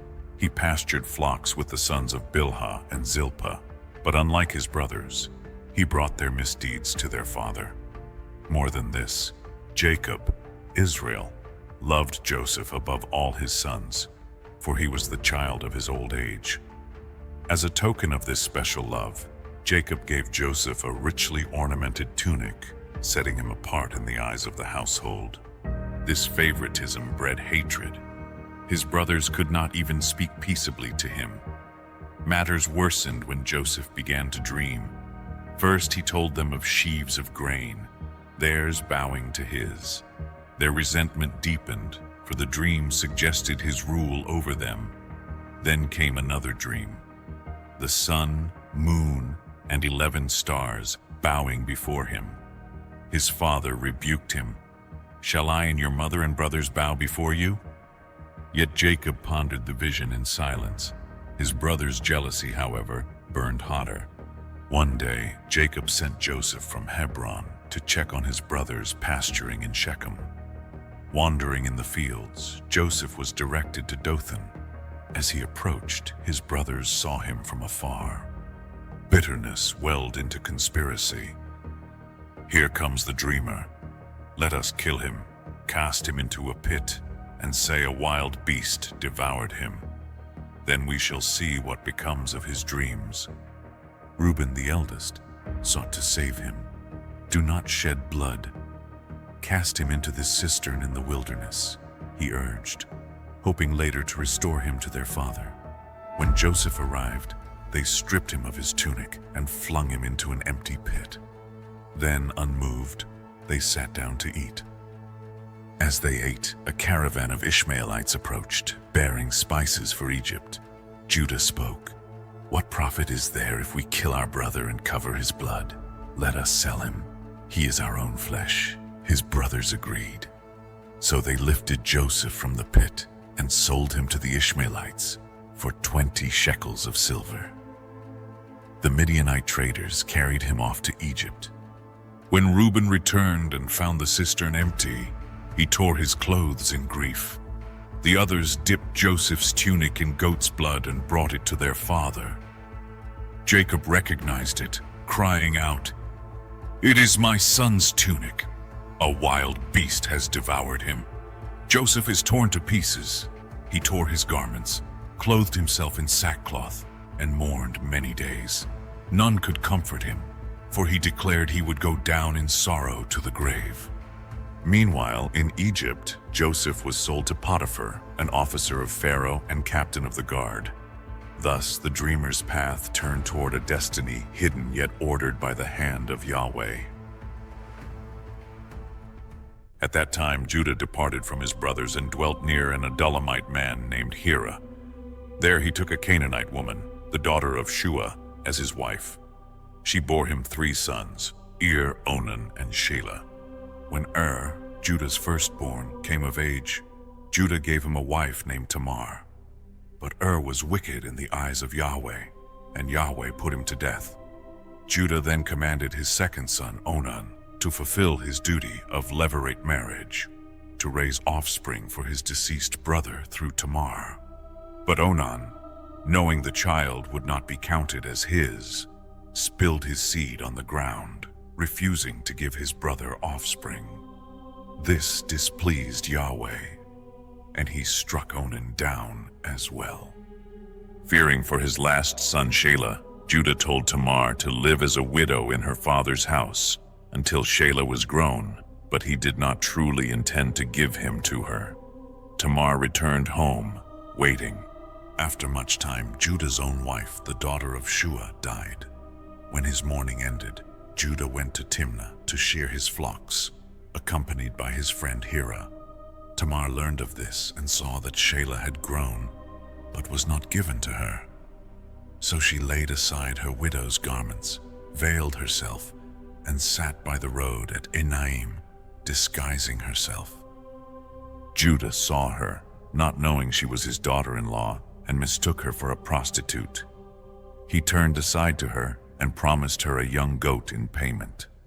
Tamar asked for a pledge until the payment came, his seal, cord, and staff. Judah gave them, and she conceived by him. Later, Judah sent Hira with the goat to retrieve his pledge, but she was nowhere to be found, and the locals denied that a prostitute had been there. Judah, to avoid shame, let the matter drop. About 3 months later, Judah was told that Tamar had played the harlot and was pregnant. In anger, he demanded she be brought out and burned. But as she was brought forth, she sent word to Judah, "I am pregnant by the man to whom these belong. Recognize them, your seal, cord, and staff." Judah acknowledged them and declared, "She is more righteous than I, for I did not give her to my son Shelah." He did not lie with her again. When Tamar's time came, she bore twins. During birth, one child put out his hand, and the midwife tied a scarlet thread to mark him as firstborn. Yet he withdrew his hand, and his brother emerged instead. The midwife exclaimed, "What a breach you have made for yourself," and named him Perez. Then his brother came forth with the scarlet thread, and was named Zerah. Thus, through Tamar's daring, the line of Judah continued. Perez, ancestor of kings and of the Messiah to come. Joseph was brought down into Egypt, sold to Potiphar, an officer of Pharaoh and captain of the guard. Though torn from his father's house and betrayed by his brothers, Joseph was not forsaken, for Yahweh was with him. Everything he did prospered. Potiphar soon saw this. The hand of Yahweh rested upon the young Hebrew. Trusting him, he placed Joseph in charge of his household, giving him authority over all he owned. From that day, the blessing of Yahweh fell upon Potiphar's house and fields alike for the sake of Joseph. Potiphar concerned himself with nothing except the food set before him. Joseph was striking in form and appearance, and in time, Potiphar's wife fixed her gaze on him. She said, "Lie with me." But Joseph refused. "My master has entrusted me with all that is in his house. He has kept nothing from me except you, because you are his wife. How could I do such a great evil and sin against Elohim?" Day after day she urged him. But Joseph did not yield, nor would he even be with her. One day, when he entered the house to do his work, none of the servants were there. Potiphar's wife seized him by his cloak, crying, "Lie with me." But Joseph tore himself free, leaving his cloak in her hand, and fled outside. Seeing that he had escaped, she called the men of the household and accused him. "See, he has brought us a Hebrew to mock us. He came to lie with me, but I cried out, and he fled, leaving his cloak beside me." She laid the cloak aside, keeping it until Potiphar returned. Then she repeated the charge. "The Hebrew slave whom you brought to us came to disgrace me. When I cried out, he fled, leaving his cloak here." Potiphar burned with anger and cast Joseph into the prison where the king's prisoners were bound. Yet even there, Yahweh was with Joseph. He showed him steadfast love, granting him favor in the eyes of the prison warden. Soon Joseph was entrusted with all the prisoners, and the warden paid no attention to anything under his care. Whatever Joseph did, Yahweh made it prosper. Thus, though falsely accused and wronged, Joseph remained in the presence of Yahweh, who was silently preparing his path to greatness. In the days of Joseph's confinement, Pharaoh's chief cupbearer and chief baker offended their master, the king of Egypt. In his wrath, Pharaoh cast them into the prison, the same place where Joseph was bound, under the charge of the captain of the guard. The captain assigned Joseph to attend them, and thus he ministered to these men of rank even in the lowest state of bondage. After some time, both officials dreamed a dream on the same night, each with its own meaning. In the morning, Joseph observed their troubled faces and asked, "Why are your faces downcast today?" They replied, "We have dreamed a dream, but there is no one to interpret it." Joseph answered with confidence, rooted not in himself, but in Yahweh. "Do not interpretations belong to Elohim? Tell them to me, please." The chief cupbearer spoke first. In my dream there was a vine before me. On the vine were 3 branches. It budded, blossomed, and produced ripe grapes. Pharaoh's cup was in my hand. I took the grapes, pressed them, and placed the cup into Pharaoh's hand. Joseph said, "This is its interpretation. The 3 branches are 3 days. Within 3 days, Pharaoh will lift up your head and restore you to your post. You will place Pharaoh's cup in his hand, as before. But remember me when it goes well with you. Show me kindness, mention me to Pharaoh, and bring me out of this house. For I was stolen from the land of the Hebrews, and here I have done nothing deserving this prison." Seeing that Joseph's words were favorable, the baker shared his dream. Behold, 3 baskets of baked goods were on my head. In the top basket were all manner of Pharaoh's food, the work of a baker, but birds ate from the basket above me. Joseph answered soberly, "This is its interpretation. The 3 baskets are 3 days. Within 3 days, Pharaoh will lift up your head from you. He will hang you on a tree, and the birds will eat your flesh." On the 3rd day, Pharaoh's birthday, he gave a feast for his servants and summoned the 2 officials.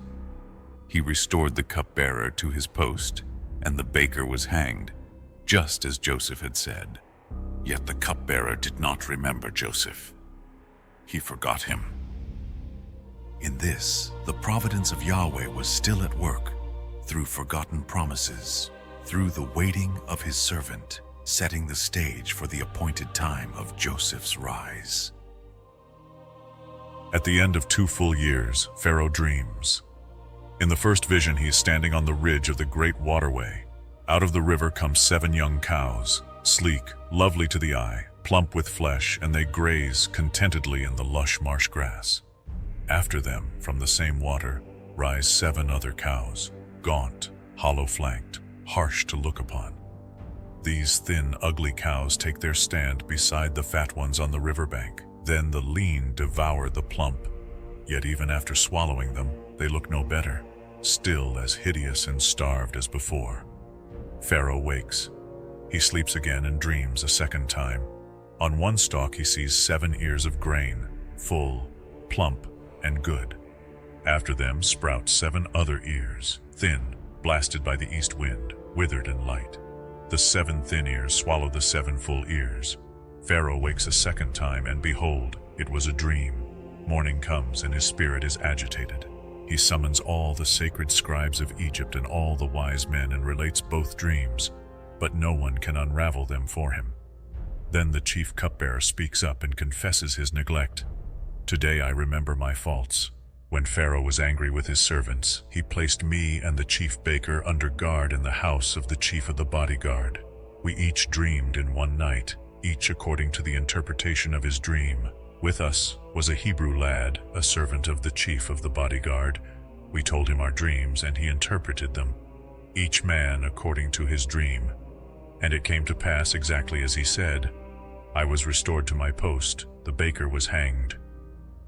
Pharaoh immediately sends and calls for Joseph. They hurriedly bring him up from the confinement. He shaves, changes his garments, and is escorted into Pharaoh's presence.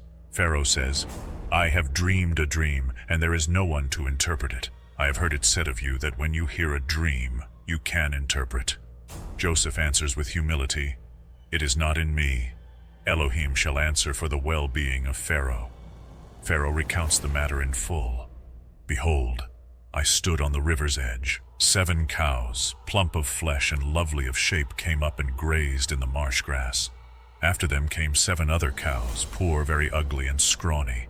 Never have I seen such ugliness in all the land of Egypt. The scrawny cows ate the first 7 plump cows, and when they had swallowed them, it could not be told that they had done so. They remained as ugly as at the start. Then I awoke. Again I slept, and saw 7 ears on one stalk, full and good. And after them, 7 ears, thin and blasted by the east wind, sprouted. The thin ears swallowed the 7 good ears. I told this to my scribes, but there was no one who could unravel it." Joseph speaks. The dream of Pharaoh is one.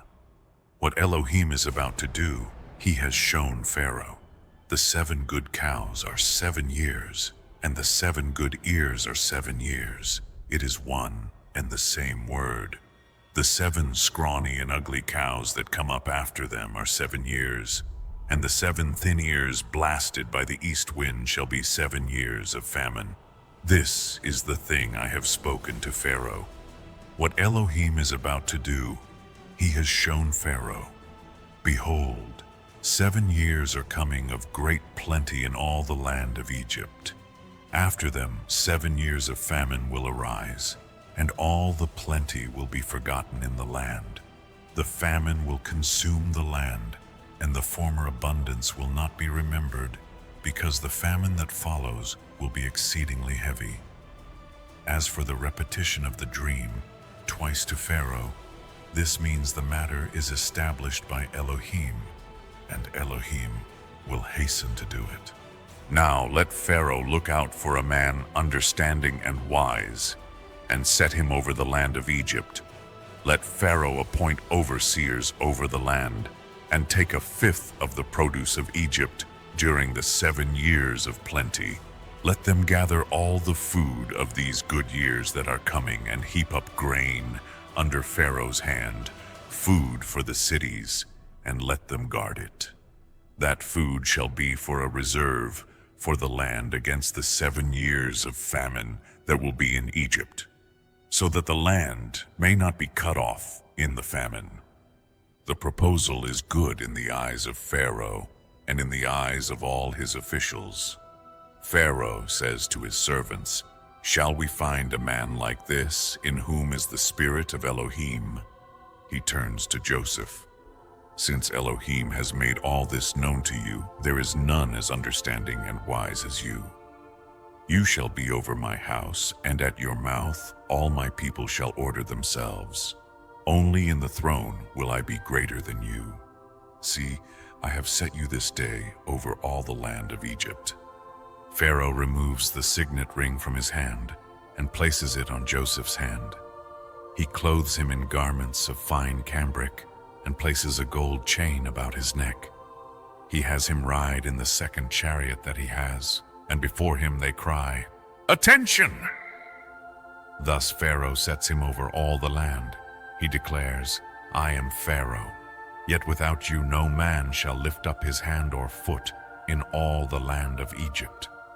Pharaoh calls Joseph's name Zaphanath-Paneah, and gives him Asenath, daughter of Potiphar, priest of On, as a wife.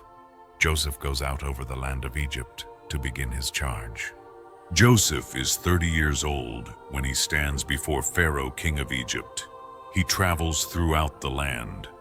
In the 7 years of plenty, the earth yields in overflowing measure. Joseph gathers all the food of those 7 years which come to be in Egypt, and stores the food in the cities.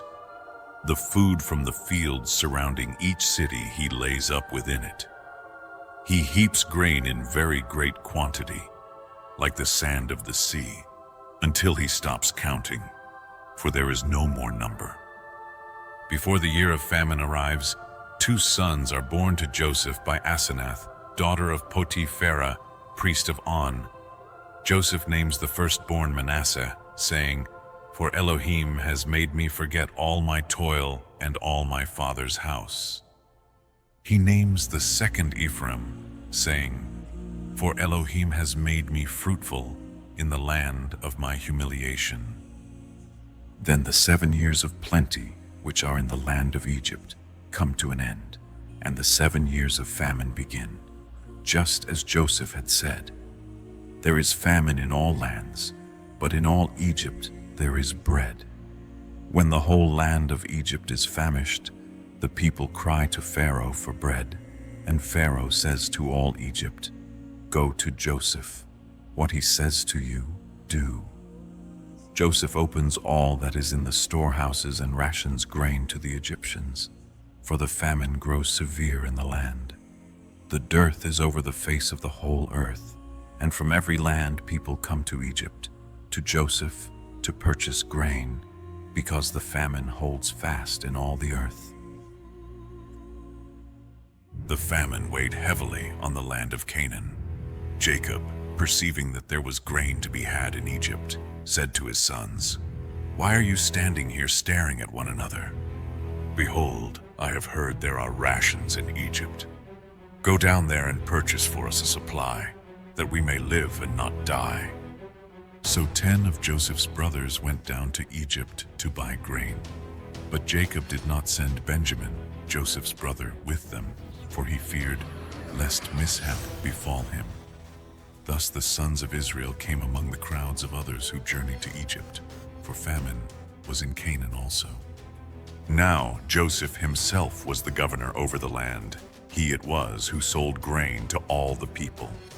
When his brothers arrived, they bowed down before him with their faces to the earth. Joseph saw them and recognized them, but he concealed his identity and spoke harshly to them. "From where have you come?" he demanded. They answered, "From the land of Canaan, to buy food." Though Joseph knew them, they did not recognize him. At that moment Joseph remembered the dreams he had dreamed concerning them, and he said, "You are spies. You have come to see the nakedness of the land." They replied, "No, my lord. Your servants have come only to buy food. We are all sons of one man. We are forthright men. Never have your servants been spies." But Joseph pressed them. "No, it is the nakedness of the land you have come to see." They said, "We were 12 brothers, sons of one man in the land of Canaan. The youngest is with our father to this day, and he is no more." Joseph answered, "It is just as I told you. You are spies. By this you shall be tested. As Pharaoh lives, you shall not go free unless your youngest brother comes here. Send one of you to fetch your brother, but the rest shall be bound. Thus your words will be proved, whether there is truth in you. But if not, as Pharaoh lives, you are spies." And with that, he placed them under guard for 3 days. On the 3rd day Joseph said to them, "Do this and live, for I fear Elohim. If you are indeed honest men, let one of your brothers remain bound in your prison, but the rest may go and carry grain for the hunger of your households. Only you must bring your youngest brother to me, so that your words may be verified, and you shall not die." They consented. Then they said one to another, "Truly we are guilty concerning our brother. We saw the distress of his soul when he begged us, and we did not listen. Therefore this distress has come upon us." Reuben answered them, "Did I not tell you, do not sin against the boy? But you would not listen, and now behold, his blood is required of us." They did not know that Joseph understood, for he had spoken with them through an interpreter. Joseph turned away from them and wept. Then he returned, took Simeon from them, and had him bound before their eyes. Joseph commanded that their sacks be filled with grain, that each man's money be returned secretly to his sack, and that provisions for their journey be given to them. All was done according to his word. So they loaded their donkeys with grain and departed. At the lodging place, one opened his sack to give fodder to his donkey, and there in the mouth of the sack was his money. He said to his brothers, "My money has been restored. Here it is in my sack." At this, their hearts sank, and they trembled, saying to one another, "What is this that Elohim has done to us?" When they came to Jacob their father in Canaan, they told him all that had happened. The man, lord of the land, spoke harshly with us and treated us as spies. But we said to him, "We are honest men, not spies. We were 12 brothers, sons of one man. One is no more, and the youngest is with our father this day in Canaan." Then the lord of the land said to us, "By this I shall know that you are honest. Leave one of your brothers with me. Take grain for your households and go, but bring your youngest brother to me, Then I shall know you are not spies but honest men. I will release your brother to you, and you shall trade in the land." As they emptied their sacks, behold, each man's bundle of money was in his sack. When they and their father saw the bundles of money, they were afraid. Jacob said to them, "You have bereaved me. Joseph is no more, Simeon is no more, and now you would take Benjamin. All these things are against me." Reuben spoke to his father, "You may put my 2 sons to death if I do not bring him back to you. Entrust him to my care, and I will restore him to you." But Jacob said, "My son shall not go down with you. His brother is dead, and he alone is left. If harm should befall him on the journey, then you would bring down my gray hairs in sorrow to the grave." Thus the matter was left unresolved, and Jacob's heart clung to Benjamin, even as famine pressed harder on the land. The famine was heavy in the land. When they had consumed the grain rations they had brought from Egypt, their father said to them, "Return, buy us a little food." Judah spoke to him, saying, "The man who is Lord of the land solemnly warned us, 'You shall not see my face unless your youngest brother is with you.' If you will send our brother with us, we will go down and buy food. But if you will not send him, we will not go." For the man said, "You shall not see my face unless your youngest brother is with you." Israel replied, "Why did you bring this evil on me by telling the man you had another brother?" They answered, "The man questioned us carefully about ourselves and our family. Is your father still alive? Do you have another brother?" We answered according to these words. How could we know he would say, "Bring your brother down"? Judah said again to his father Israel, "Send the lad with me. Let us arise and go, that we may live and not die. We, you, and our little ones. I will be surety for him. From my hand you may demand him. If I do not bring him back and set him before you, I shall bear the blame before you all my days. If we had not delayed, we could already have returned twice." Then Israel their father said, "If it must be so, then do this. Take some of the best produce of the land in your vessels, and carry down to the man a gift: balm, a little honey, gum, labdanum, pistachios, and almonds. Take double the money with you, and also the money that was returned in the mouth of your sacks. Perhaps it was an error. Take also your brother. Arise and return to the man. And may El Shaddai grant you mercy before the man, that he may release your other brother and Benjamin. But as for me, if I am bereaved, I am bereaved." So the men took the gift, double the money, and Benjamin. They went down to Egypt and stood before Joseph. When Joseph saw Benjamin with them, he said to the steward of his house, "Bring the men into the house, slaughter an animal and prepare it, for the men shall dine with me at noon." The steward did as Joseph said and brought the men into Joseph's house. The brothers were afraid, saying to one another, "It is because of the money returned in our sacks at the first that we are brought in, that he may find occasion against us, fall upon us, and take us for slaves with our donkeys." So they approached the steward at the entrance of the house and said, "Oh, my lord, we came down before to buy food. When we came to the lodging place and opened our sacks, behold, each man's money was in the mouth of his sack, our money in full weight. We have brought it back with us, and we have brought other money in our hand to buy food. We do not know who put our money in our sacks." The steward replied, "Peace be to you, do not fear. Your Elohim and the Elohim of your fathers has given you treasure in your sacks. Your money came to me, and he brought Simeon out to them. The man brought them into Joseph's house, gave them water, and they washed their feet. He provided fodder for their donkeys. They prepared their gift before Joseph came at noon, for they had heard they were to dine there. When Joseph came home, they brought him the gift they had carried and bowed to the ground before him. He asked about their welfare and said, "Is your aged father well, of whom you spoke? Is he still alive?"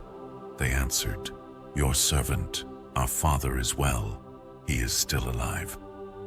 Then they bowed their heads and prostrated themselves. Joseph lifted up his eyes and saw his brother Benjamin, his mother's son, and said, "Is this your youngest brother, of whom you spoke to me? May Elohim be gracious to you, my son." Joseph hurried away, for his compassion for his brother burned within him, and he sought a place to weep. He entered his chamber and wept there. Then he washed his face, controlled himself, and said, "Serve the food." They served him separately, them separately, and the Egyptians separately. For Egyptians could not eat bread with Hebrews, for it was an abomination to them.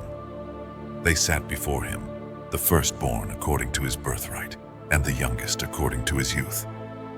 And the men looked at one another in astonishment. He took portions for them from his own table, but Benjamin's portion was 5 times as much as any of theirs. They feasted and drank freely with him. Joseph, still concealing his identity, now prepared the final test. He gave instructions to the steward of his house. "Fill the men's bags with as much food as they can carry. Place each man's silverback in the mouth of his sack, and in the sack of the youngest, put also my cup, the silver beaker, together with the money for his grain." The steward did exactly as Joseph commanded. At morning's light, the brothers were sent away with their donkeys. They had not gone far from the city when Joseph said to his steward, "Go after the men at once. When you overtake them, say, 'Why have you repaid good with evil? Is this not the cup my master drinks from, the one by which he practices augury? You have done evil in what you have done.'" The steward overtook them and repeated these words. The brothers were aghast and said, "Why does my lord speak such words? Far be it from your servants to do such a thing. Look, money we found in our sacks before, we brought back to you from Canaan. How then could we steal silver or gold from your master's house? Whichever of your servants is found with the cup shall die, and the rest of us will become my lord's slaves." The steward replied, "Let it be as you say, yet only the one with whom the cup is found shall be my slave. The rest of you shall go free." Hurriedly, each man lowered his sack to the ground and opened it. The search began with the eldest and ended with the youngest, and there it was, the silver beaker in Benjamin's sack. At this, they tore their garments in grief, reloaded their donkeys, and returned to the city. When Judah and his brothers came back to Joseph's house, Joseph was still there. They fell to the ground before him. Joseph said, "What deed is this you have done? Did you not know that a man such as I can indeed practice divination?" Judah answered, "What can we say to my lord? What can we speak? How can we justify ourselves? Elohim has uncovered the guilt of your servants. Here we are, my lord's slaves, both we and the one in whose hand the cup was found." But Joseph said, "Far be it from me to do this. Only the man in whose possession the cup was found shall be my slave. The rest of you, go back in peace to your father." Then Judah drew near and spoke with fervor. "O my lord, please let your servant speak a word in my lord's ears, and let not your anger burn against your servant, for you are as Pharaoh himself." My lord asked his servants, "Do you have a father or a brother?" We said, "We have an aged father and a young son born to him in his old age. His brother is dead. He alone is left of his mother, and his father loves him. You said to us, "Bring him down to me, that I may see him with my eyes." We said, "The boy cannot leave his father. If he leaves, his father will die." But you said, "If your youngest brother does not come with you, you shall not see my face again." When we went back to our father, we told him your words. Later, our father said, "Go again, buy us a little food." But we said, "We cannot go down unless our youngest brother is with us. We cannot see the man's face unless he is with us." Then my father said, "You know that my wife bore me 2 sons. One went out from me, and I said, 'Surely he is torn to pieces, and I have not seen him since. If you take this one also from me, and harm befalls him, you will bring down my gray hairs in sorrow to the grave.' So now, if I go to my father, and the lad is not with us, since his life is bound up with the lad's life, when he sees the lad is not with us, he will die. Your servants will bring the gray hairs of our father down with sorrow to the grave. For I became surety for the lad to my father, saying, 'If I do not bring him back, then I shall bear the blame before my father all my days.' Now therefore, please let your servant remain as a slave to my lord in place of the lad, and let the lad go up with his brothers. For how shall I go up to my father if the lad is not with me, lest I see the evil that would befall my father?" At last, Joseph could no longer restrain himself before all who stood by. The weight of years, of silence, of hidden tears and unspoken truth broke within him. He cried out, his voice echoing through the hall, "Cause every man to go out from me." The Egyptian attendants, startled, withdrew until Joseph was left alone with his brothers. No one else remained when he made himself known to them. Then he lifted his voice in such lamentation that the sound carried beyond the walls. The Egyptians heard it, and the news reached Pharaoh's household. Joseph was weeping aloud. Joseph turned to his brothers and said the words that shook them to their core. "I am Joseph. Is my father still alive?" But his brothers could not answer him. Their faces were stricken, their hearts seized with fear, for they were dismayed in his presence. Joseph beckoned, "Come near to me, I pray you."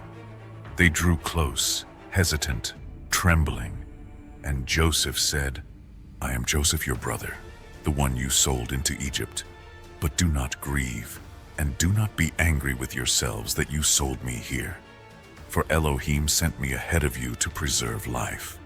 For 2 years now, famine has ravaged the land, and there will be 5 more years with neither plowing nor harvest. But Elohim sent me ahead to preserve for you a remnant on the earth, and to save your lives by a great deliverance. So then, it was not you who sent me here, but Elohim. He has made me a father to Pharaoh, lord of all his household, and ruler over all the land of Egypt." Joseph's eyes filled again with tears, but now they were tears of mercy. "Make haste," he urged. "Go up to my father and say to him, 'Thus says your son Joseph, Elohim has made me lord over all Egypt. Come down to me. Do not delay. You shall live in the land of Goshen near me, you, your children, your children's children, your flocks, your herds, and all that you have. There I will provide for you, for there are yet 5 more years of famine, lest you and your household and all you have fall into destitution. Behold, your eyes see, and so does the eye of Benjamin my brother, that it is truly my mouth speaking to you. Tell my father of all my honor in Egypt, of all that you have seen. Hurry, bring my father down here." Then Joseph could no longer restrain his embrace. He fell upon the neck of Benjamin, his full brother, and wept, and Benjamin wept upon his neck. He kissed all his brothers and wept over them, and afterward they finally found their tongues and spoke with him. The sound of this reunion spread quickly, and Pharaoh's house was told, "Joseph's brothers have come." It pleased Pharaoh and his officials. Pharaoh said to Joseph, "Say to your brothers, 'Do this. Load your beasts, go back to the land of Canaan, and bring your father and your households to me.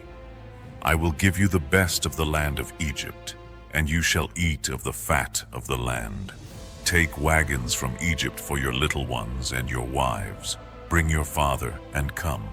Do not be concerned about your possessions, for the best of Egypt is yours."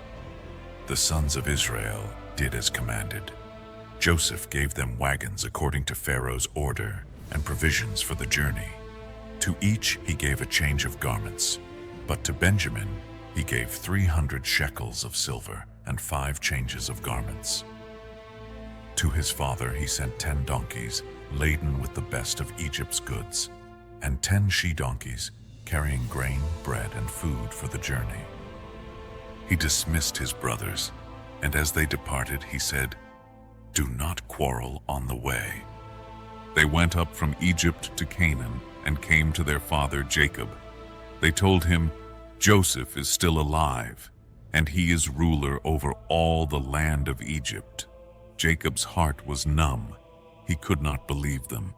But when they repeated all Joseph's words, and when he saw the wagons Joseph had sent to carry him, the spirit of Jacob revived. And Israel said, "Enough! Joseph, my son, is still alive. I will go and see him before I die." Now an old man, yet still guided by faith, gathered all that belonged to him and set out with his household toward Egypt. When he reached Beersheba, he offered sacrifices to the Elohim of his father Isaac, and in the night Elohim appeared to him in visions, calling him twice by name. "Jacob, Jacob." He answered, "Here I am." And Elohim spoke words of reassurance, declaring, "I am El, the Elohim of your father.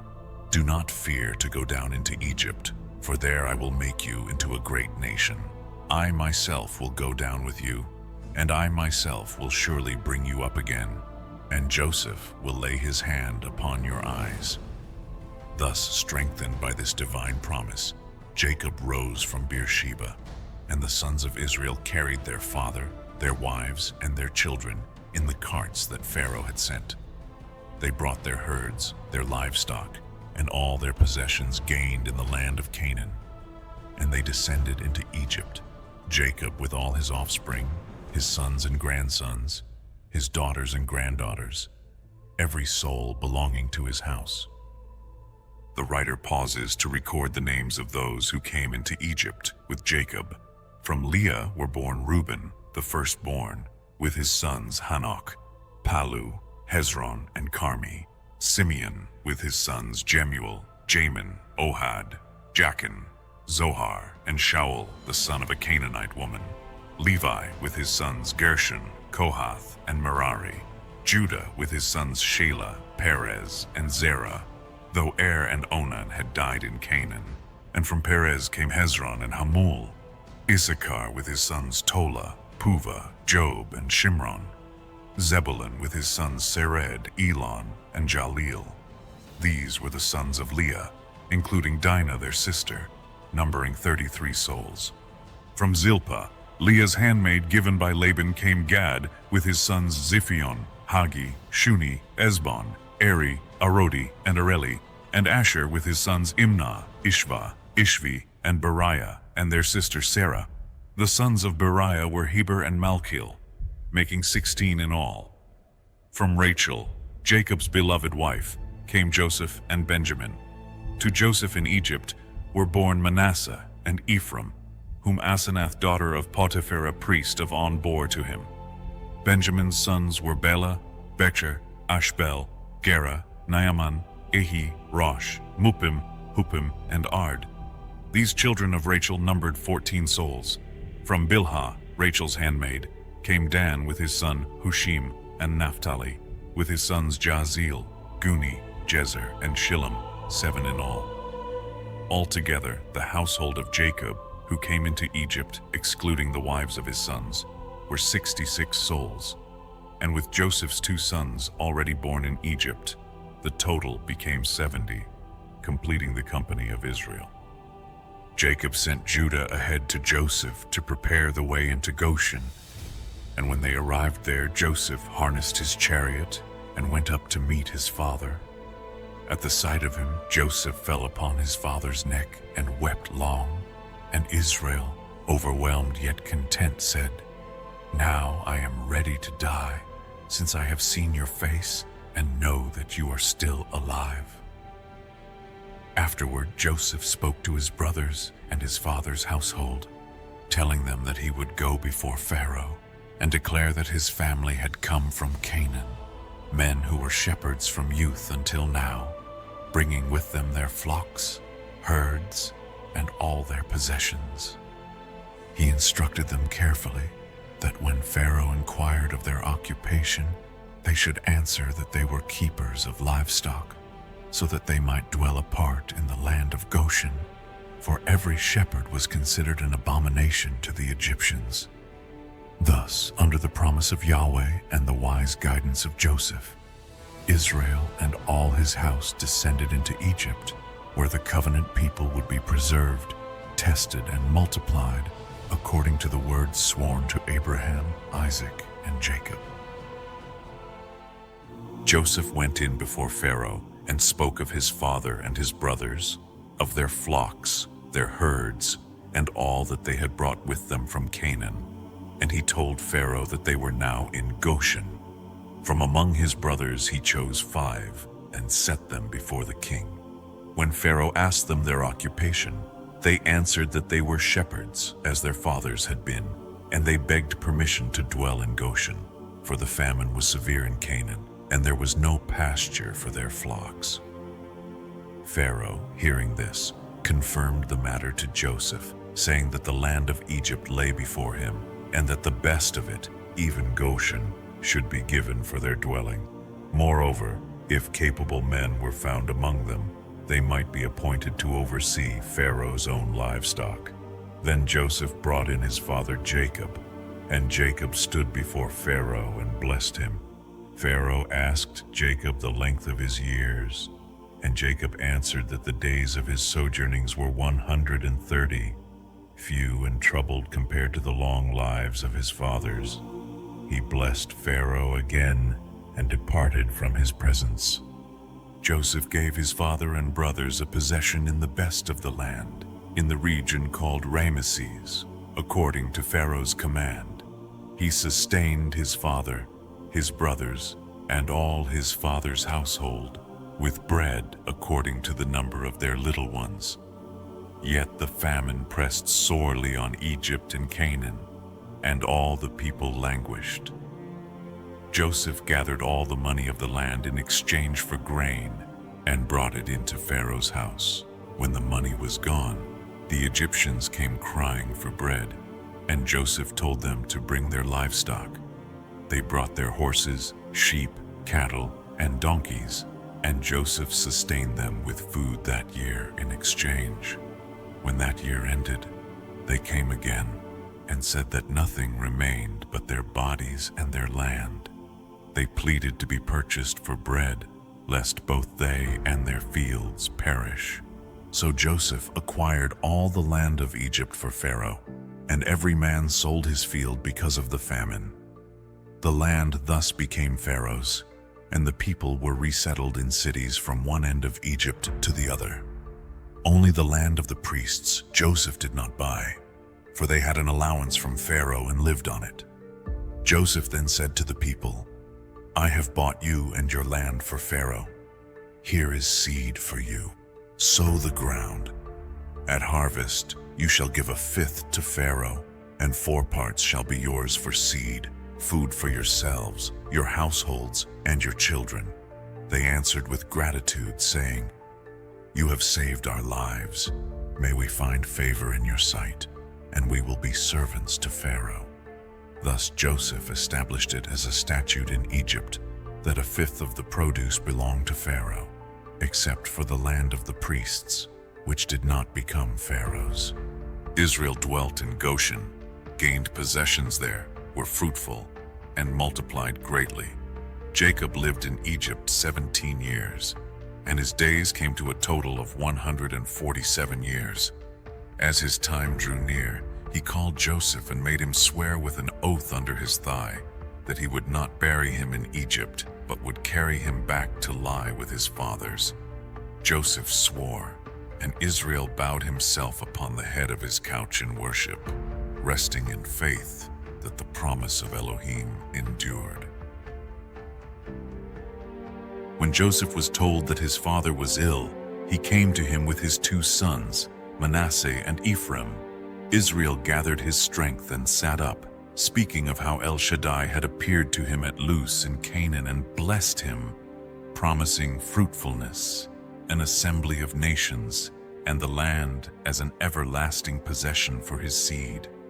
Jacob declared that Joseph's 2 sons, born in Egypt before he came there, would be reckoned as his own, like Reuben and Simeon, though any children born later would belong to Joseph and be counted within the inheritance of their brothers. He remembered with sorrow how Rachel had died near Ephrath and was buried there on the way to Bethlehem. When Jacob saw Joseph's sons, he asked who they were. Joseph told him they were the sons given to him by God in Egypt, and Jacob asked that they be brought near so that he might bless them. Though his eyes were dim with age, Israel embraced and kissed them, marveling that not only had he seen Joseph again, but also his children. Joseph bowed low before his father, then guided his sons, Manasseh with his left hand toward Israel's right, Ephraim with his right hand toward Israel's left, so that the elder might receive the greater blessing. Yet Israel crossed his hands, laying his right upon Ephraim, the younger, and his left upon Manasseh. He blessed Joseph, calling upon the God before whom Abraham and Isaac had walked, the God who had shepherded him all his life, and the angel who had redeemed him from all evil, to bless the lads, that his name and the names of his fathers might rest upon them, and that they might grow into a multitude upon the earth. Joseph, displeased that his father placed his right hand on Ephraim, tried to correct him, urging him to give the honor to Manasseh, the firstborn. But Jacob refused, declaring that both would be great, yet the younger would surpass the elder, and his seed would become a fullness of nations. Thus he set Ephraim before Manasseh. On that day he spoke a blessing, saying that Israel would use their names in blessing. May God make you like Ephraim and Manasseh. Then Israel told Joseph that he was near death, but God would be with him and bring him back to the land of his fathers. He granted Joseph a special portion above his brothers, a mountain slope taken from the Amorites by his sword and bow. When the time drew near for his departure, Jacob summoned his sons to his side, calling them to gather that he might speak over them what would befall them in days to come.